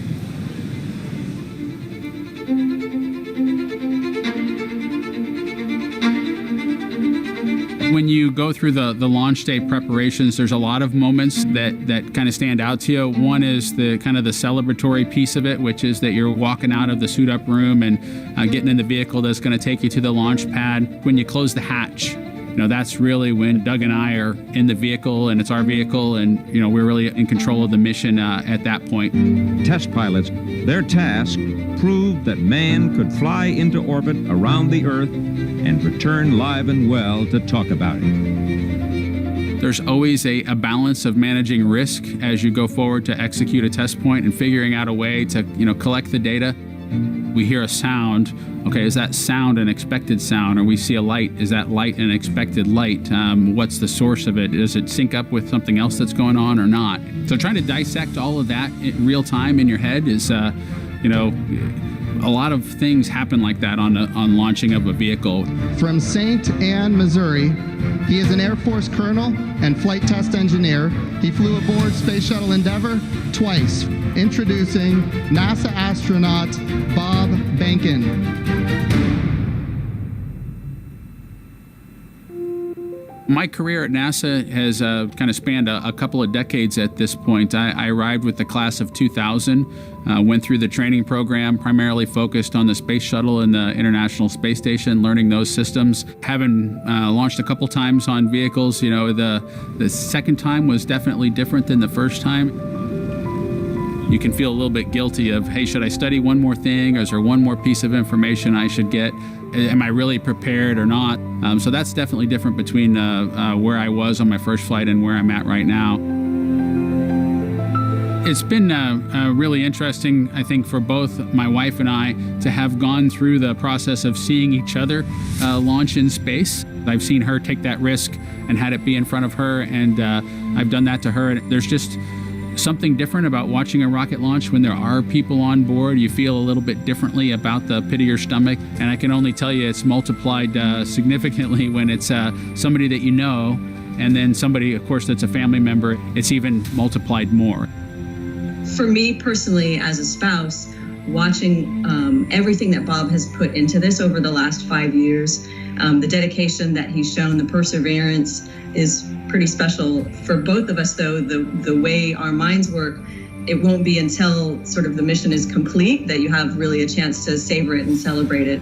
This is a huge accomplishment for an Air Force flight test engineer to be part of the demonstration mission of a brand new vehicle. It's going to be amazing.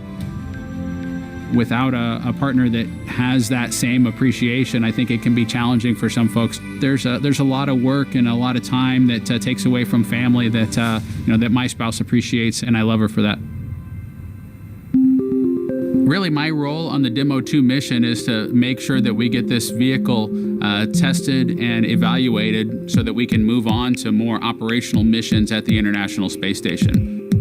We've got a lot of objectives on board the vehicle that we need to accomplish to really make sure that it's good to go. We'll make sure all those systems are working during the test flight so that the future missions will have them available even if they don't plan to utilize them. Through years of the NASA team, I'm helping to share that experience and teaching them the lessons that we've learned by going through this. Now there's another capability in the U.S. besides NASA to operate something of this magnitude. When is the last time humans launched on a new vehicle? Certainly on the American side, it's been several decades. Now we're in a time when we've got multiple vehicles under development. It's a great time from a space exploration time frame just to see all that happening, and it's because of this nurturing of the environment, being able to pull in a wider group of people who can contribute towards human spaceflight. It's a super cool time. On a deeply personal level, I'm really excited that my son is get a chance to see me launch into space. Being an astronaut has been a little bit of an abstraction thing for him because he's seen me do it in old videos, but he hasn't seen me do it for real. And so I'm excited for him to see this launch. I want to thank the entire Commercial Crew Program team that's worked together to get to this point where we've got vehicles in the launch pad ready to head to the International Space Station.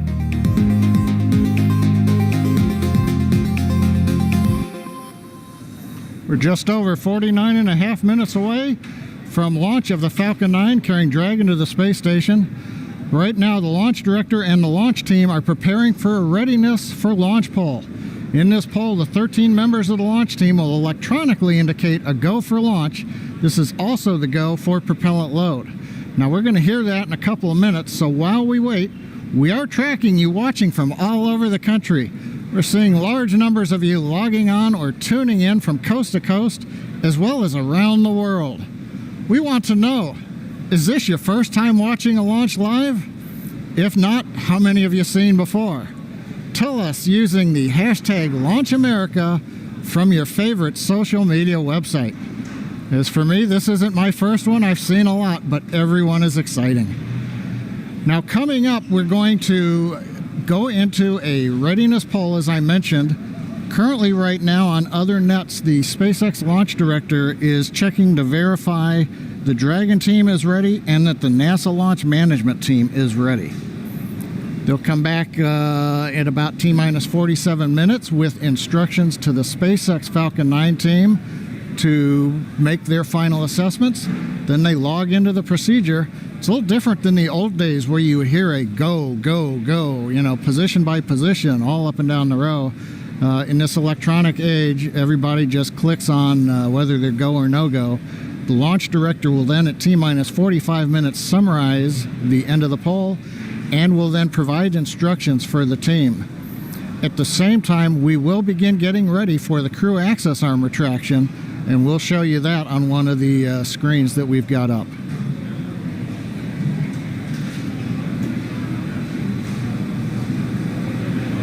Now, currently, we are continuing to monitor the weather. The weather is still red.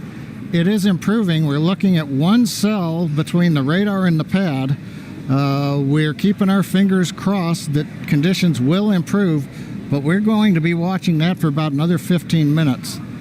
So it looks like we're going to be good to begin propellant load once we hear the polls, but we still have to get the get the range green so that we can actually do the launch in just 47 minutes from now. Let's listen to the countdown net for a moment.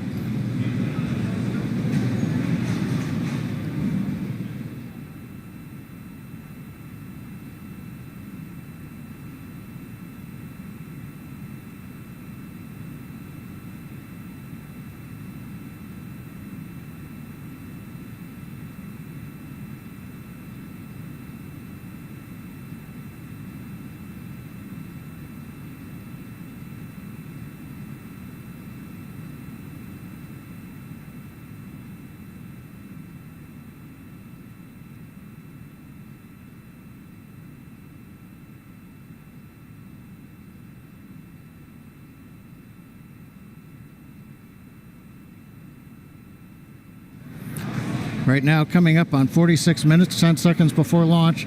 Didn't hear any significant chatter coming over countdown 1. Yes, launch director in the countdown net. Poll is complete, and we have a go to proceed with propellant load.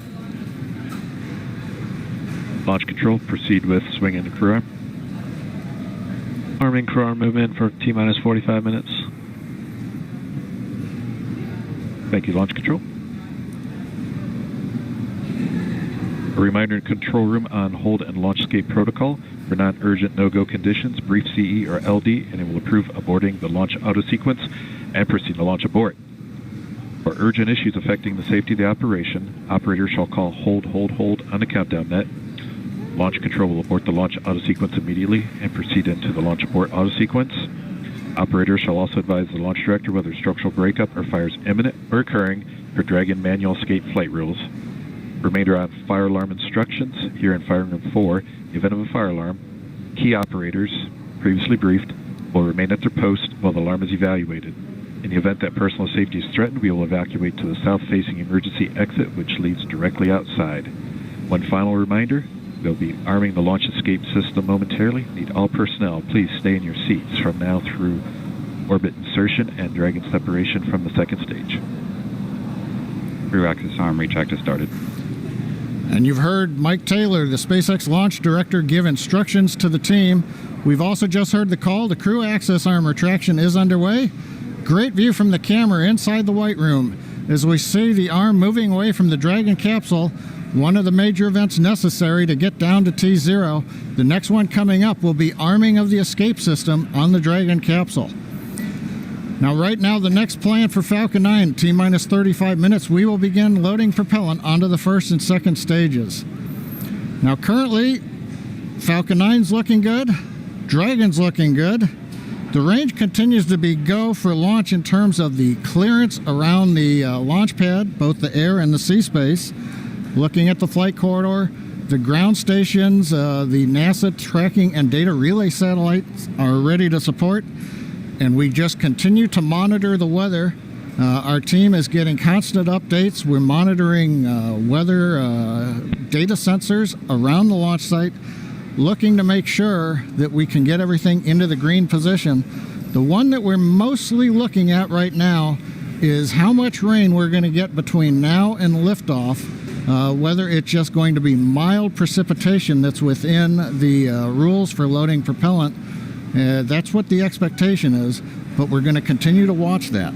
So fingers crossed, but right now coming up at T-minus 43 minutes, 18 seconds and counting, everything but the weather's go, and the weather is trending in the right direction. So we've got our fingers crossed here.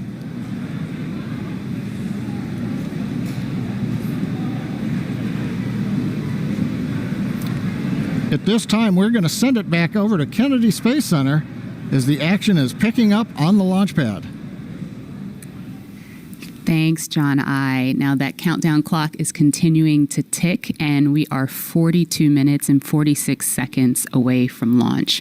Now, as you just saw, the crew arm retracted. That is the last major visual milestone before liftoff.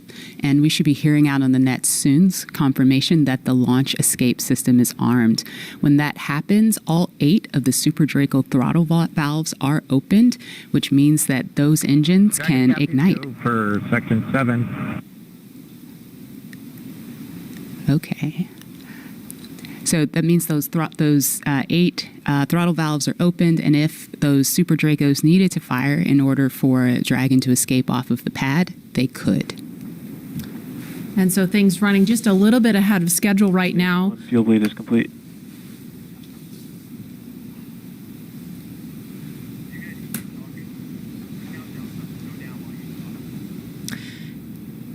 Now, we just saw the crew access arm retract just a minute ago. We saw NASA astronauts Doug Hurley. In 7.2, our visors are closed, and we're arming the launch escape system. So we just heard the astronauts confirm that they are about to arm the launch escape system. That happens just before fueling begins, which we expect to happen in just a couple of minutes. We saw Bob and Doug suit up a little over 3 hours ago. Then we watched them drive out to Launch Complex 39A. They were assisted by the SpaceX ground team with Crew Dragon ingress. That happened a little before 2 o'clock this afternoon. And then we saw the spacecraft hatch close. And again, just a minute ago, we saw the crew access arm retract. We just heard that the crew armed the launch escape system. And in just a few minutes, we are going to hear the call that they have started propellant loading.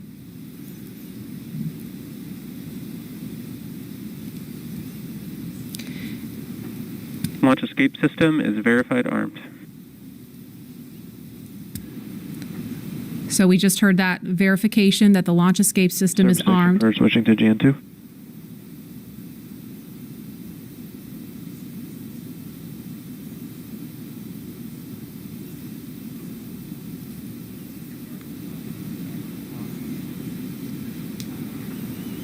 And we are going to send it over to Hawthorne to take us through prop loading. Jesse?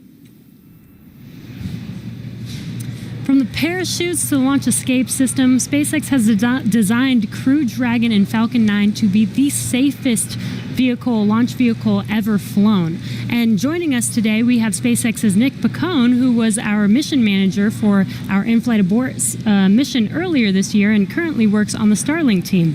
Thanks for joining us, Nick. Hey, Jesse. I'm here at the Launch and Landing Recovery Center with the recovery team and our Dragon ground operations team monitoring the launch. Awesome. Can you tell us more about the critical safety features on this new version of Dragon? Sure. So Dragon 2 was designed with long-term reuse and reliability in mind. So fundamentally, there are multiple layers of redundancy to any of the failure modes that we could conceive of, that NASA could conceive of when we were working to design and test this vehicle over the past few years.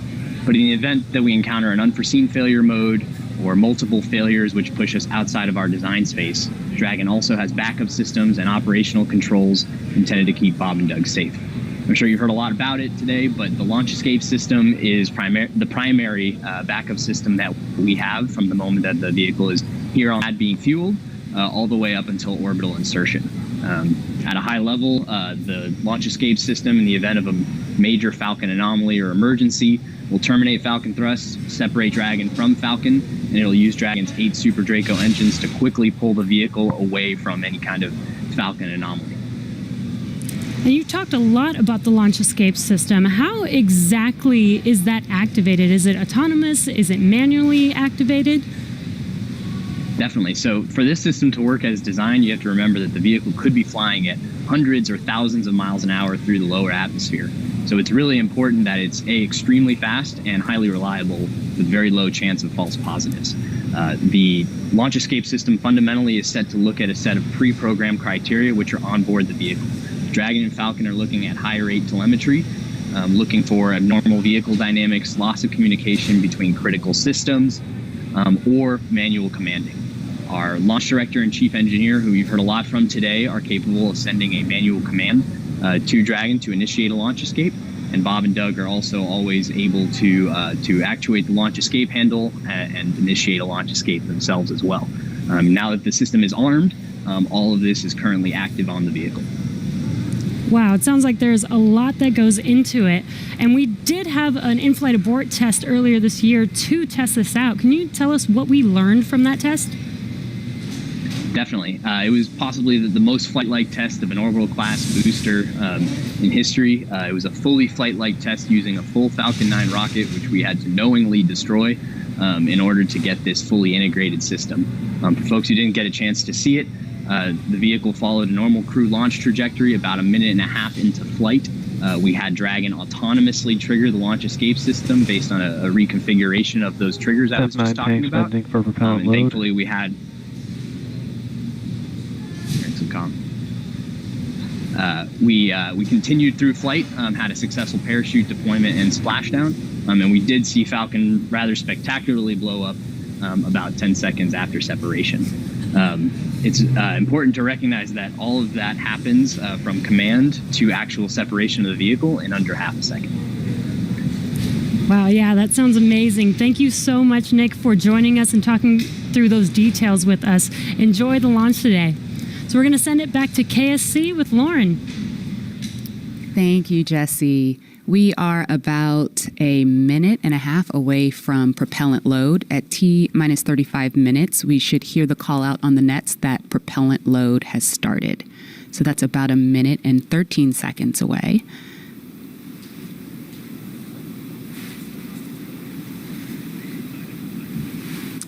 Hey, Marie and Lauren, I am getting goosebumps over here. This is an exciting moment. When I was sitting in the vehicle, when we retracted everything, when all the prop was getting loaded up, I was just going through my crew notebook. I was thinking about, what my first step would be if there was a malfunction, because usually everything goes nominally when you fly to space, but you have to think about the things that you have to take care of, the first steps you have to take care of. And on my mission, I was calling out the abort calls, like if we had lost an engine, where would we go next, when the different abort calls around the country and around the world. So I think that's what those guys are probably thinking about now, and just really getting ready for this mission to go off. Absolutely. And we're just now about 20 seconds from when we expect propellant loading to start. Again, that's fueling of the rocket. All right, we're getting close. We should hear that call out any second now on the nets. So let's listen in. Propellant load has started. Fantastic. So prop load has started. We've started loading liquid oxygen on stage 1 and stage 2. Liquid oxygen and RP1, which is our rocket grade kerosene. So now that we are 34 minutes and 42 seconds away from the first launch of astronauts into orbit from American soil since 2011, we know that the launch escape system is armed, which happened just before fueling. Dragon prop load happened weeks ago, actually just a few miles down the road at what we call Dragonland. And those propellants, which are MMH or monomethyl hydrogen, that's our fuel, and NTO, or nitrogen tetroxide, that's our oxidizer, those not only feed the Draco engines that propel Dragon on orbit, but they also supply those 8 Super Draco engines of the launch escape system. So I have one right here, a little model. It doesn't come off the stand. Don't break it, Lauren. All right, I know, it's very nice. So as you can see, the Dragon is actually broken up into 4 quads, and each quad has 2 of the Super Draco engines for a total of 8 of them. And as I mentioned, they are biprop engines. They have MMH and NTO as their oxidizer. Now, most abort systems from past space vehicles, I believe like Soyuz, Mercury, Apollo, they all had a pointy escape tower on top where there was essentially like a mini rocket engine or a series of rocket engines on top. And if they weren't used, that escape tower would have to jettison itself from the vehicle. If it was used, it would be used to lift the vehicle off of the rocket. Well, Dragon is a little bit different in that its escape system is actually integrated into the vehicle, and that's great for a couple of reasons. One less thing you have to jettison on a nominal flight, and so they're pretty dormant, just those throttle valves open unless they're used, and hopefully they never have to be. And yeah, I mean, the other thing that offers you is the ability to escape from the pad all the way to orbit. Because if you jettisoned your escape system prior to that, you couldn't. So yeah, that's Little Dragon there. Again, All right. new era, much safer design. Yeah, absolutely. Thanks for walking us through that, Lauren. Again, the launch escape system is armed. That protects Bob and Doug so that if something were to go wrong, they can shoot off of the pad away from the rocket and parachute to safety in the ocean. That is such a crucial safety capability. And so now we want to go over to Hawthorne for an operational update with John. Thanks, Marie. We are counting down those final minutes. Everything is still looking good on the Falcon 9 and the Dragon vehicles for an on-time launch, but weather is trending the wrong way right now. We're keeping our ears open in case we hear that the weather is going to be no-go for the rest of the count. Right now, we are counting down at T-minus 32 minutes. Stage 1 locks and Falcon 9 RP1 did flow rates begin are nominal. propellant load at T-minus 35 minutes, right on time. The propellants we use on Falcon 9 are a fuel, which is rocket-grade kerosene, also called RP1, refined petroleum. We use an oxidizer, and that's the super chilled liquid oxygen, or LOX as we call it. Those two propellants come together, but they don't light, so we need an ignition source to complete the fire triangle. For this, Falcon 9 uses a fluid called T-tub. You might see that just before first stage ignition or maybe later in the second stage ignition. You get a green colored flame as the T-tub comes out into the oxygen, and that ignites the main engines right before the rocket takes off or the second stage engine lights. Now currently in the fueling, RP1 fuel is about 10% full on the first stage. That's the bottom 2/3 of the stack of the vehicle you can see on the left. The first stage is that long white cylinder at the bottom, plus that black cylinder called the inner stage. That's the entire first stage that we're loading with LOX and RP1 kerosene. That's the part that comes back to Earth. The second stage just above it, the white cylinder, and then above that will be the Dragon trunk and the capsule. Now currently, the second stage is also loading fuel with RP1. That's about 8% full right now. We are loading liquid oxygen on the first stage. The second stage liquid oxygen load will begin at T-minus 16.5 minutes if the weather cooperates. So LOX loading will then continue on both the first and second stage until the last few minutes of the countdown. Helium loading is also underway into pressure vessels on the second stage. We use that to pressurize the tanks in flight as the propellant is being pulled out by the Merlin turbopumps.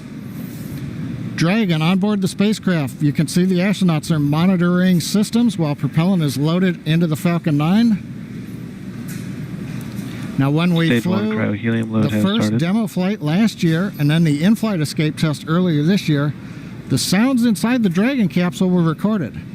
So as part of the training, the sounds of the propellant loading were played back to acclimate the crew to what they're experiencing now. I'm listening to some discussion on one of the back nets, trying to track where we are with the weather criteria. We're just passing another weather gate right now, trying to see whether or not the conditions are go. In certain situations, when the weather is no-go, you have to wait 30 minutes, and we are now inside of 30 minutes. But if the cloud moves away, if the conditions improve, we may be able to continue the countdown for another 14 minutes and reassess.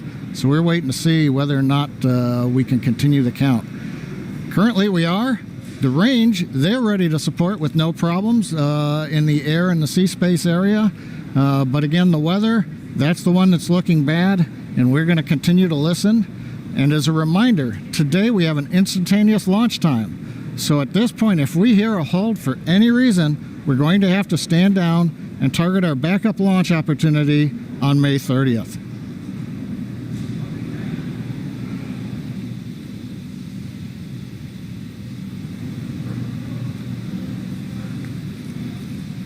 For Demo 2, Bob and Doug's flight to station will take about 19 hours, and their journey is fairly similar to the trip our Cargo Dragon makes back and forth to the International Space Station, with two noticeable differences: docking and splashdown. As we await T-0 in just a little over 28 minutes from now, ground operations teams just doing those final series of system checks, making sure both Dragon and Falcon 9 are ready for liftoff, and really keeping an eye on that weather. And you're just continuing to get live views of the teams. You've got Falcon 9 and Dragon on your left, and then Bob and Doug on the right as they prepare at the Cape for liftoff. Once we hit T0 and a successful launch occurs, we will watch Falcon 9 and Dragon make their ascent until Falcon 9 and first and second stages separate and send Dragon on its way to the space station. And once it gets on orbit, mission operators will prepare Dragon for on-orbit operations, where Dragon will execute a series of burns that are going to gradually raise its orbit to align more closely with the International Space Station. And you're seeing some of that track in the animation on your screen right now. After doing enough of Dragon those burns, SpaceX they'll put Dragon... Oh, sounds like we're going to get a weather update real quick for the crew. Go ahead, SpaceX. Yeah, we're currently just evaluating a constraint on the field mill rule, which looks at lightning energy dissipation. We expect to have an update at about T-20 and more information there on whether we would be able to continue into the prop load or scrub at that time.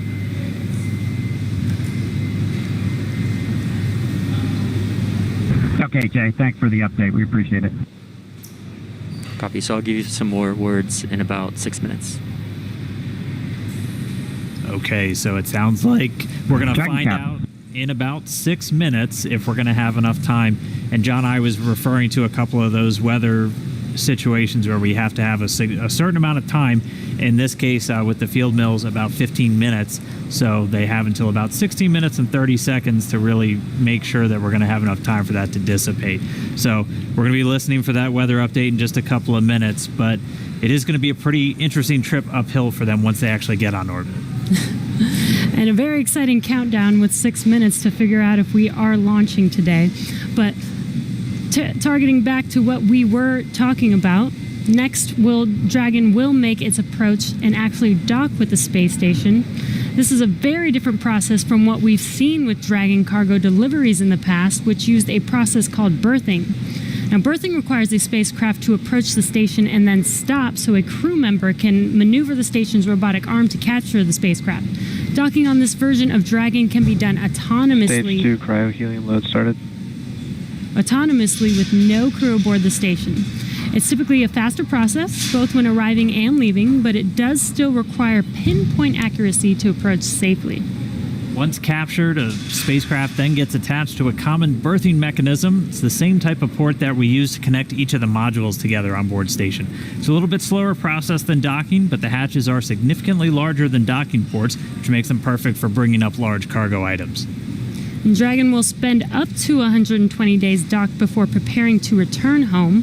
Following successful completion of Dragon's test objectives and cargo loading operations, the crew will close out the cabin, perform final system checks, and configure the vehicle for undocking.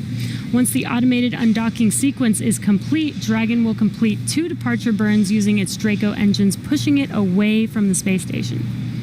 And then after Dragon departs the station, it's ready for its trip home. And that'll have deorbit entry and landing and a number of other operations. If you're looking at this animation, it might look like we're playing the one we played originally in reverse, because that's kind of how it goes, but just a little bit quicker.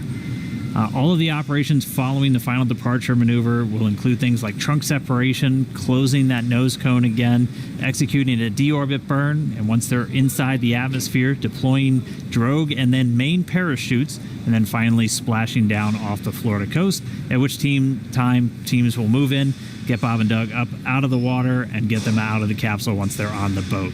So we have 4 minutes now until we get that next expected weather update. Let's go down now to the team at Kennedy. Murray?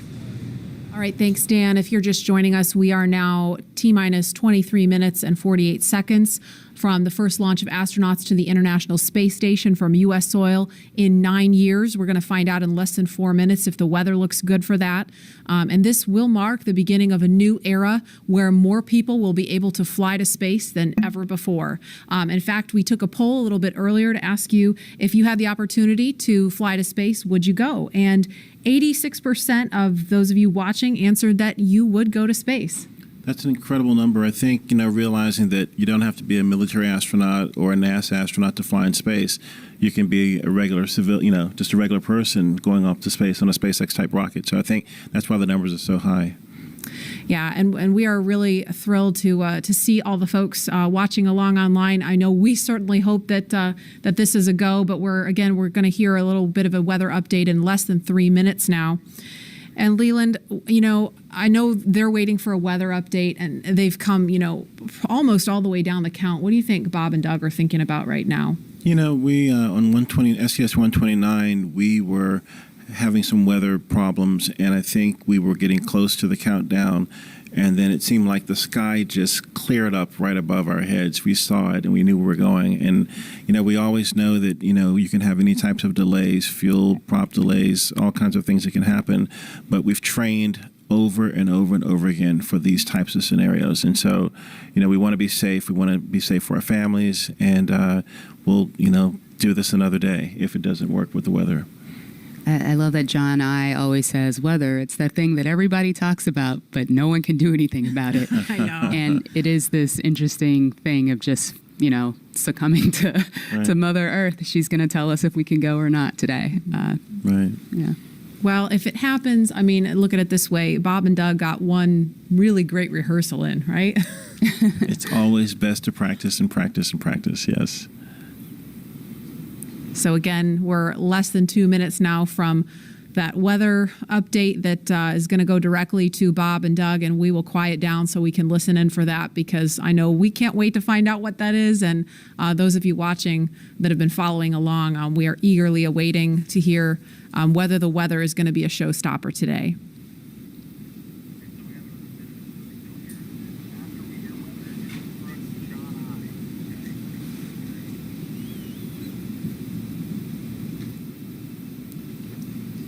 These clouds can seem really deceiving at times, right? You see the blue skies peeking through and you think everything's fine, but you just don't know. That's why we have those launch weather officers. Absolutely. And I know, we've talked about it before, but it's not just the weather in Florida that they're looking at. They've got to look at weather downrange. If they were to have an abort in flight and they needed to come down somewhere in the ocean, they need to consider what the weather's like out there, because recovery teams have to go out and get them in a situation like that. So there's so many variables, and that's why not just with this flight, but with every human space flight we've had in the past, there's always a very good chance of a scrub, because you do have so much criteria that you have to meet. And we're going to listen in now. We're just seconds away from a weather update. Stage 2, RP1 load complete.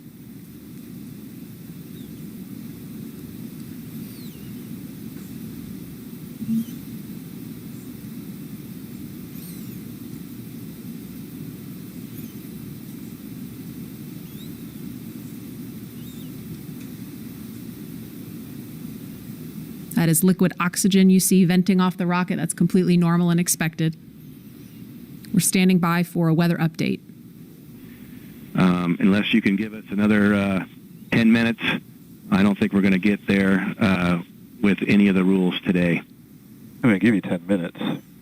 I mean, another 10 minutes past T0. Oh, 1645 local. I think we'll probably be clear on all the rules, but not quite going to make it for this. Okay. We're going to check back in with you in about 2 minutes, and then I'll call it up at about T-minus 17 minutes. Okay. Yeah, there's some of them are starting to count down, but we still have one above 2,000. So if that gets below,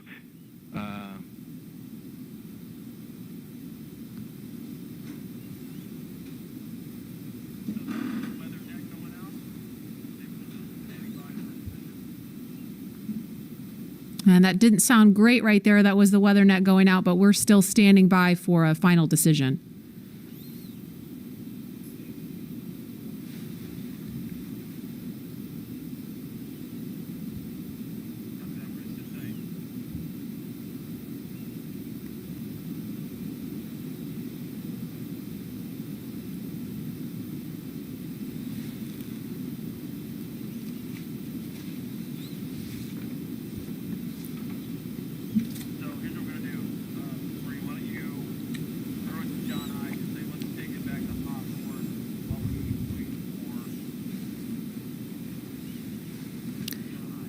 And we're going to continue to listen in for an update. But in the meantime, we're going to go over to John Insprucker at SpaceX headquarters in California. John? And Dragon SpaceX on weather. We're still T-minus 18 minutes and counting. LD is we are still having red some on weather. discussions. Expect an update from LD. We're waiting in about another minute minutes. for one final check with weather. We're going to check at Okay, T-minus great, and 17 copy. minutes possibly. We don't really expect that things will have improved. The weather officer was not optimistic that the weather would clear up that rapidly. We did hear the launch director, Mike Taylor, joke that, you know, if we could move 10 more minutes past the T0, weather conditions may improve, but Mike was not able to do that. We have an instantaneous window today. So at 17 minutes, we want to make that call because shortly after that, we will begin loading liquid oxygen onto the second stage. So if we're not going to have the opportunity to launch, if the clock's going to run out, stand by. We continue to violate a couple different weather rules that we now do not expect to clear in time to allow for a launch today. We go ahead and end today's launch attempt. Launch control would end the launch auto sequence and proceed into the launch abort auto sequence, please. Launch abort has started.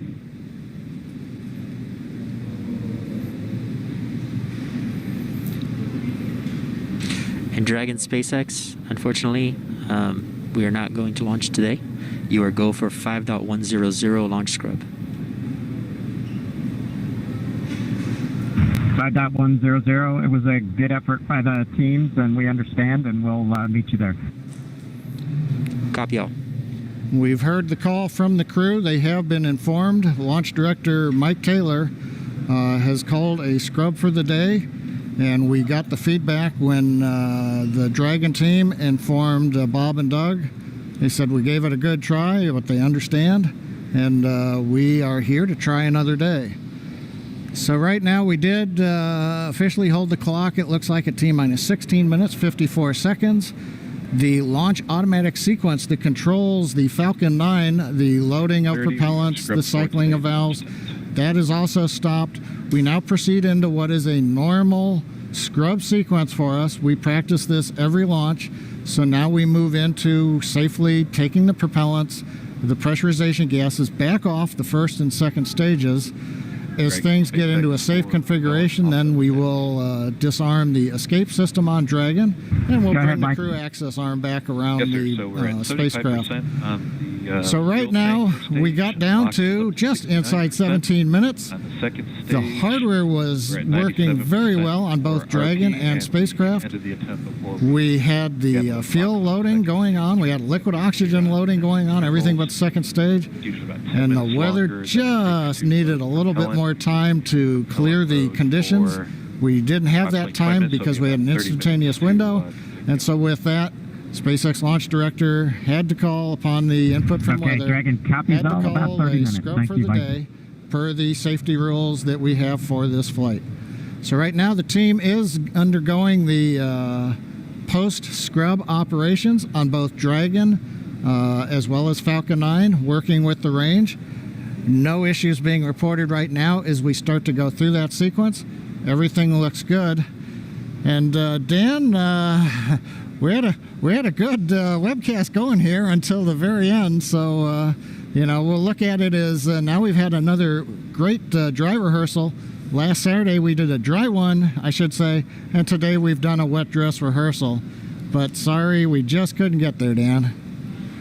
Yeah, thanks, John I. And obviously, we can't control the weather. We came right down to the wire there, hoping we could just squeeze in between those cloud systems to get a launch today, but it wasn't to be. But it doesn't mean we're done. We're going to have another attempt coming up in just 3 days, so we're going to be doing this all over again, essentially, on Saturday, on the 30th. And that launch attempt is going to be coming at 3:22 p.m. Eastern Time, so a little bit earlier in the day. It's going to look largely the same to everything that we saw today, with the crew waking up, going through suit up, making their way to the pad. So we're going to feel a lot of deja vu, I think, on Saturday. Yep. But still exciting. Safety is always first, so if weather was not there for us today, hopefully Saturday it will be there for us and we will have a safe launch on Saturday. Yeah, the initial weather report still had us at about, I think, a 40% possibility of violation. So weather a little bit better, but we're still going to be kind of rolling the dice. It is Florida in the spring and summer, so storms are always a possibility. Mm-hmm. One of the good things, though, the vehicle appeared to be in great health throughout the day, both Dragon and Falcon 9, so we didn't have to scrub for any technical issue. We're going to continue and follow along with Bob and Doug until they're out of that capsule, as again, they had started loading fuel onto the Falcon 9 rocket, so they'll have to wait until all that fuel comes off. They'll disarm the launch escape system, which still stays armed because they're still sitting on a partially loaded rocket. And then once they're able to disarm that launch escape system, the crew arm will swing back out. They'll make their way once again back the way they came, and then it'll be back to crew quarters for Bob and Doug for a few more days.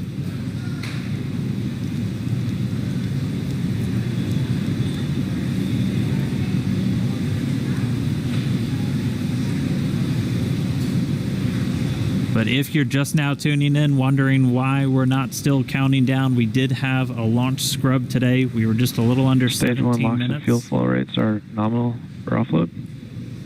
Expecting about a 40-minute offload time. And so that call out, the LOX, the liquid oxygen fuel pumping out of the first stage of the Falcon 9, everything looking good with that. Expecting about 40 minutes for all that fuel to come off. So again, once that fuel comes off, Bob and Doug will be able to disarm the launch escape system, and that crew access arm will swing back out. They'll be able to make their way back down and then over to crew quarters. So unfortunate scrub today because of weather. That was the one thing we were tracking from the moment we started today, watching Bob and Doug get suited up for their launch.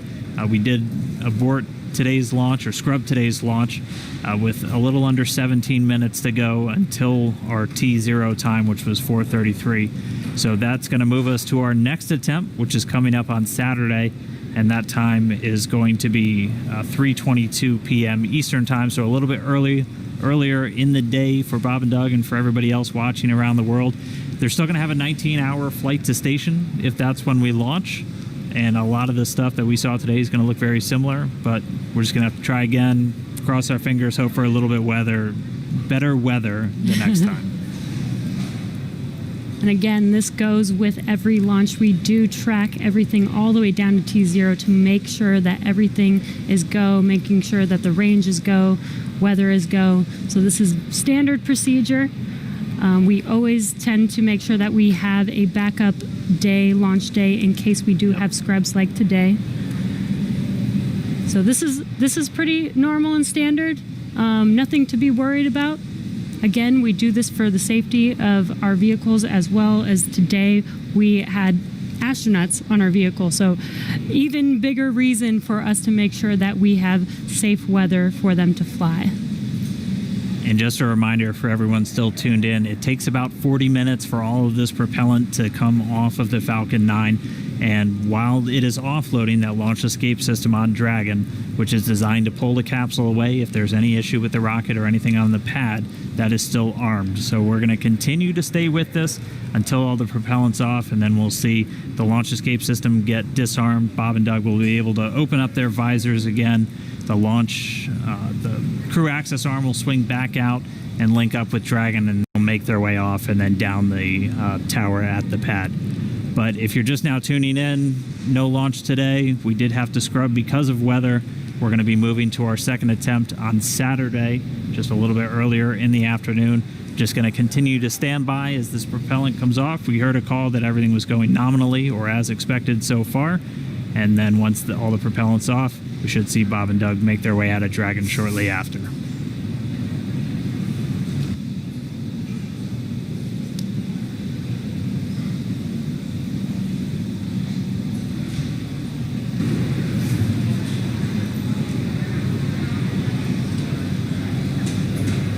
And what you're seeing on your screen is a live view of Bob and Doug on the right side inside of Dragon as they're waiting for propellant to be removed from the vehicle so that it is safe for them to disarm the launch escape system.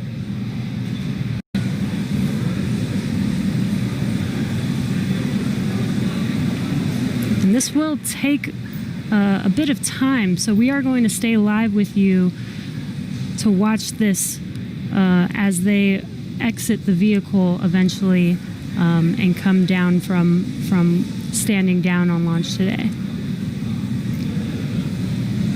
Up until the point of the scrub, we had a really clean countdown, weren't tracking any issues with Falcon 9 or the Dragon spacecraft, so always a good thing to see. We did have to scrub because of that weather.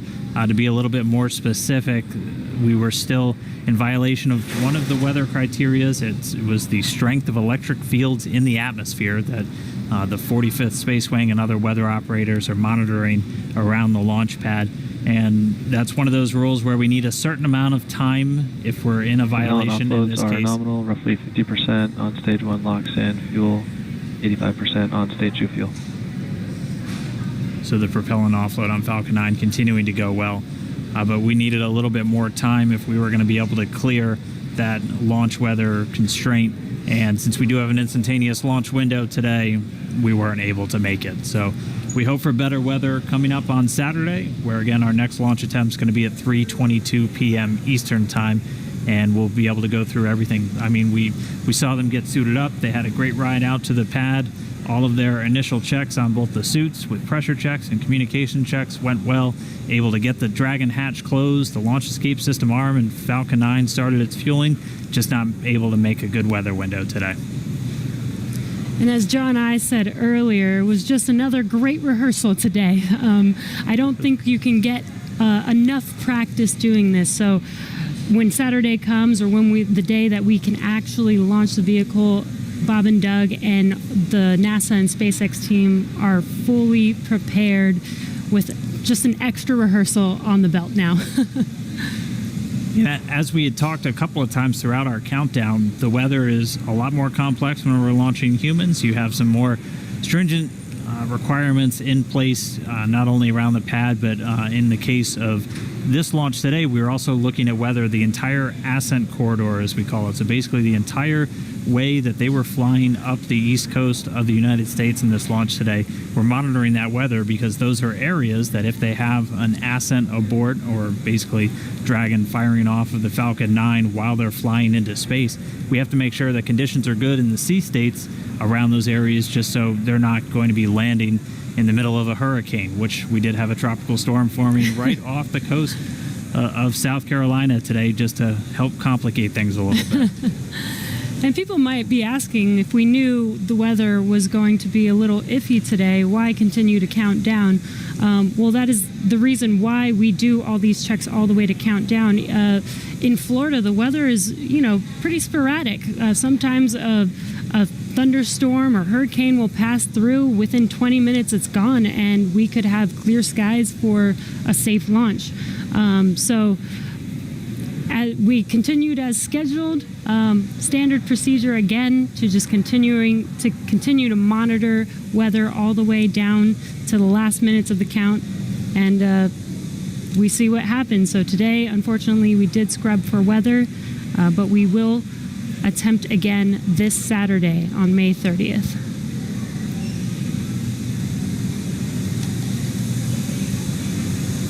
And Dan, Jesse, a couple of things to add on there. Right now we are 11 minutes after the scrub was called. Liquid oxygen and fuel are coming off of the first stage. Hard to tell from the view. It's still a little misty around the tank because there's locks on board. but we're between half and a third of each of the fuel and LOX tanks filled on the first stage. So propellant coming out right per plan. The second stage fuel tank is offloading. That's going slower, but it's also a smaller tank. It doesn't take very long to either load it or to offload it. The other thing that we're working on is the high-pressure helium spheres, as well as the nitrogen spheres for the landing leg system. The pressure will be brought down on those, eventually getting it down low enough to where people can re-enter the pad area. So right now, the team is preparing, once they get a permission, the SpaceX ingress-egress technician team will come back inside the caution area around the pad, make their way up when conditions are right, open up the hatch and assist the astronauts out of the Dragon. I'd like to point out that for those who are wondering whether or not, having gone through this, putting propellant, pressurization gases on, getting fairly close to launch, whether that has done anything to wear out the Falcon 9 or the Dragon, the answer is no.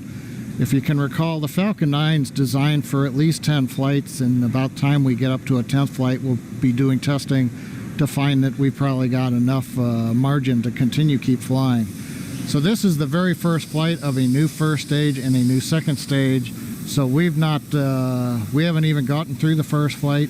And in all of our margin calculations, we also take into account the fact that we may scrub a launch.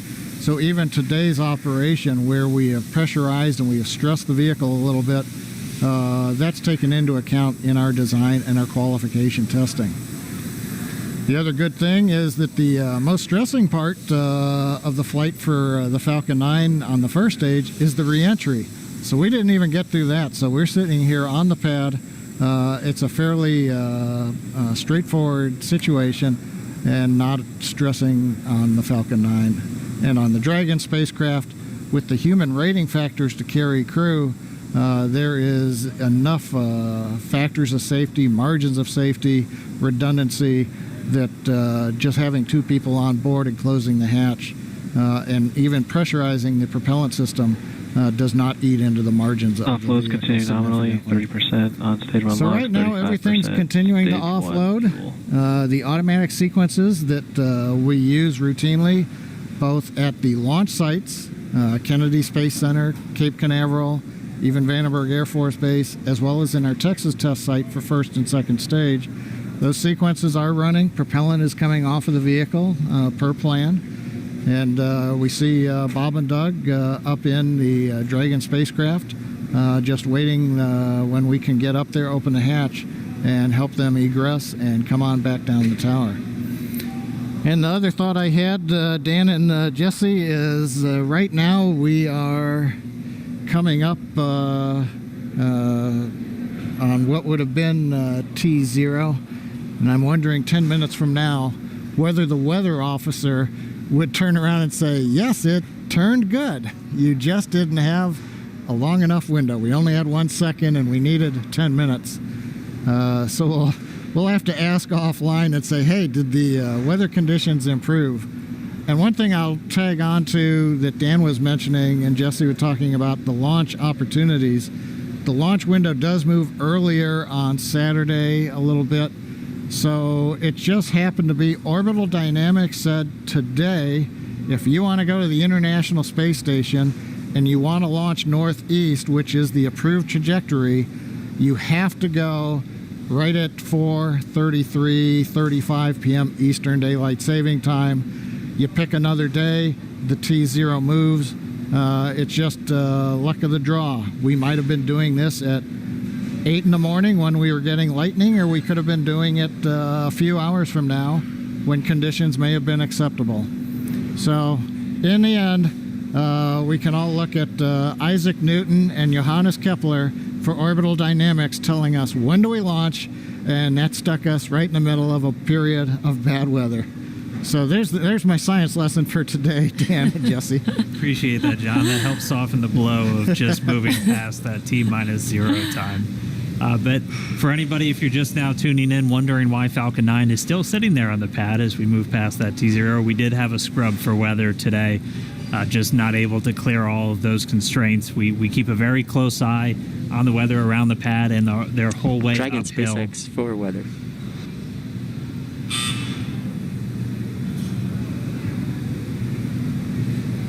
Right now, Bob and Doug are still inside of Dragon. Go ahead for weather. Yeah, I just wanted to give you some more words on the scrub rationale. Yeah, so we basically scrubbed due to 3 rules that we were violating. All 3 would have been expected to clear 10 minutes after our T0 time. And those 3 were natural lightning, the fuel mills, and the attached anvil.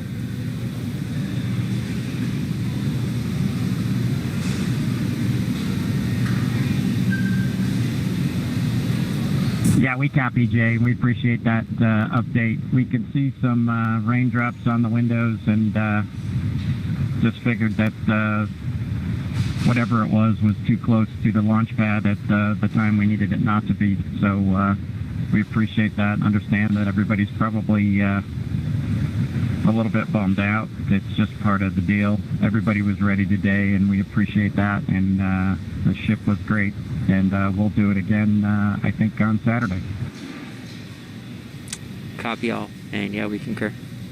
And appreciate your resilience sitting there in the vehicle for us. We got the easy job.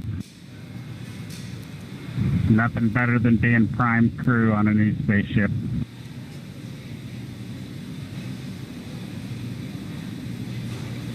Copy that. All right, some great words from Bob and Doug. They're feeling good inside Dragon. They'll be ready to go when we make our next attempt on Saturday. Right now, we're just still waiting for all of the fuel to come off the Falcon 9 rocket. After Stage 1 that, LOX and fuel roughly 20%, and Stage 2 fuel 36%. and so that call right there, we're still at a little over 20% on fuel, RP1, and LOX, liquid oxygen on the first stage, and then at about 26% on RP1 on that second stage. So again, it takes about 40 minutes once the process starts, so we should have right around 30 minutes or so until all that fuel's off. And then the crew will get the go to disarm the launch escape system. We'll see that crew access arm swing back into place, and they can begin to egress or get out of the Dragon spacecraft. And you heard it live, that weather update of what we violated. We were just 10 minutes off, unfortunately, but again, today was an instantaneous launch. And as John explained, it's due to the orbital mechanics and making sure that at the time we launch, it will allow us to get to the space station on time and accurately. So you can see on your right screen, Bob and Doug are patiently waiting. They do still have their visors on and still strapped into their seats. The launch escape system is still armed right now as we are offloading fuel, and will not disarm until prop offload is complete. And this is just to ensure the safety of Bob and Doug and make sure that they can egress safely from the rocket.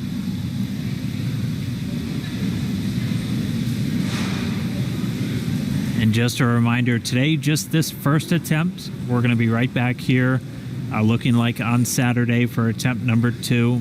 Launch America's not going anywhere.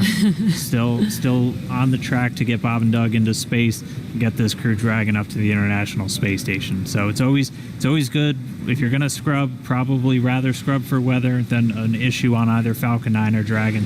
And we weren't tracking any issues with the flight systems throughout our countdown today. Everything passed with leak checks on the hatches and the crew suits. All the communications working great.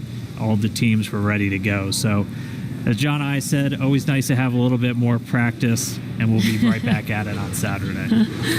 What would this launch be if it wasn't even more exciting to try and launch today, and now we have to push it to Saturday? Really got to build the suspense.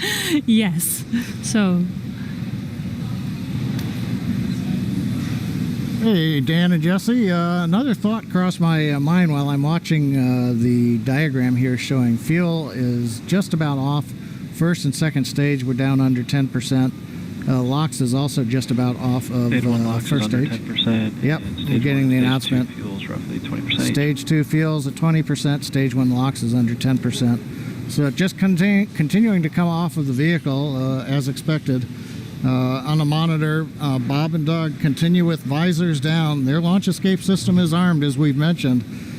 If there is anything that were happen to go wrong right now, they still have the viable pad abort means, something that we demonstrated way back in 2015 on one of these webcasts when we fired the Dragon capsule using the 8 Super Dracos off of the launch pad and it splashed down offshore in the Atlantic Ocean. So they're staying there with the system armed until all the hazards are essentially removed and we bring the crew access arm around them.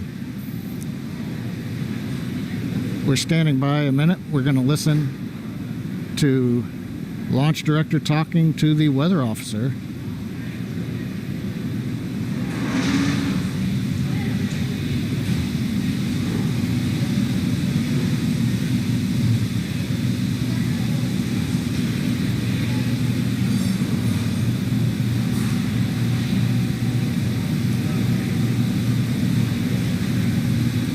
If you're just now tuning in, we did not launch today. We did have a scrub because of weather, but as we were saying, we are looking forward to trying this again on Saturday. Our launch time on Saturday will be another instantaneous window, so we'll have to have the weather cooperate again. And that launch time will be at 3:22 p.m. Eastern. I think our last weather update put us at about 40% probability of violation. John I can check me real quick. Yeah, Dan, what I saw coming out of the Air Force was 40% probability of violation, I believe. It's always tough because they report in terms of violation, and the optimists have to subtract that from 100% to go, hey, 60% chance, I'll plan my picnic. We were listening, the SpaceX launch director, Mike Taylor, was talking to the launch weather officer asking about the 3 criteria that scrubbed us today. It sounds like in another minute or two, the Lightning and the attached Anvil cloud rules will clear. The field mill rule, charge in the atmosphere, is still bouncing around, and so, hey, we may need several more minutes before that one would clear. So we'd need even longer than 10 minutes in the window today, it looks like, for all the rules to clear. That brings up what I wanted to mention a little while ago. I got lost listening to the weather brief. But there are a lot of folks who are going, why an instantaneous launch window for Falcon 9 and Dragon? Now, typically when we go to the space station, when we do the mission planning, it's an instantaneous window. There may be enough performance in the rocket to launch somewhere in a 5-minute period, but you've got to pick a time in there. But in the case of Falcon 9, once we start propellant load at T-minus 35 minutes, it doesn't matter so much if you can move 5 or 10 minutes left or right, because the whole sequence is scripted. We do the flight analysis assuming that the temperatures of the propellants are below a certain amount so that we know how much performance is available to the rocket, how much margin we're going to have.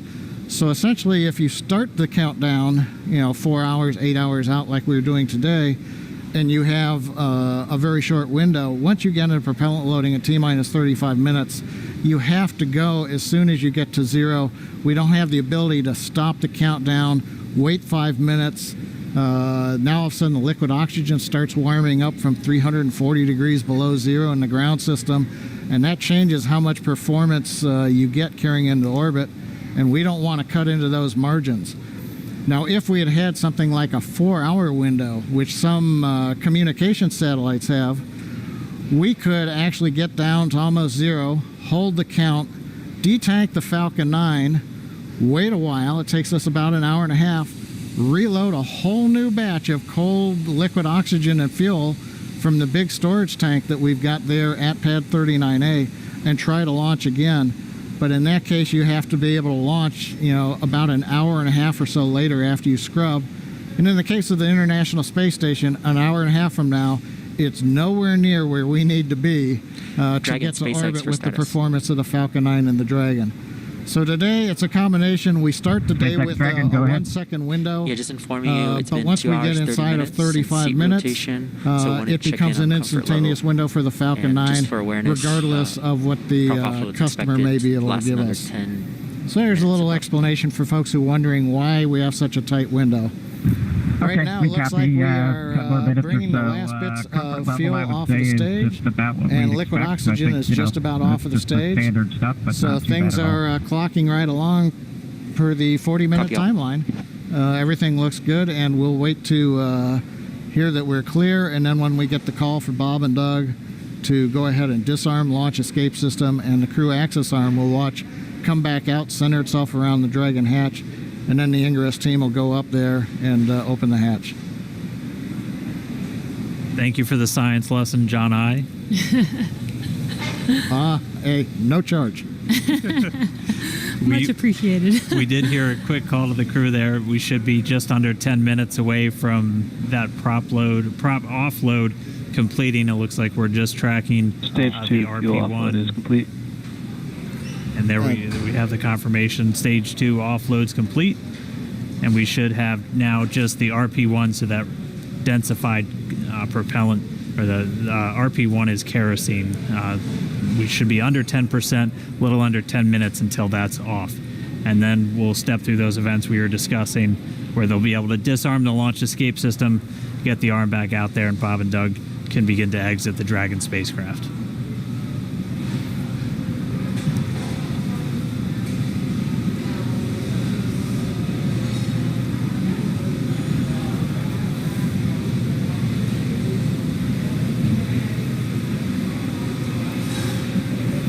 Still not the friendliest skies in the background.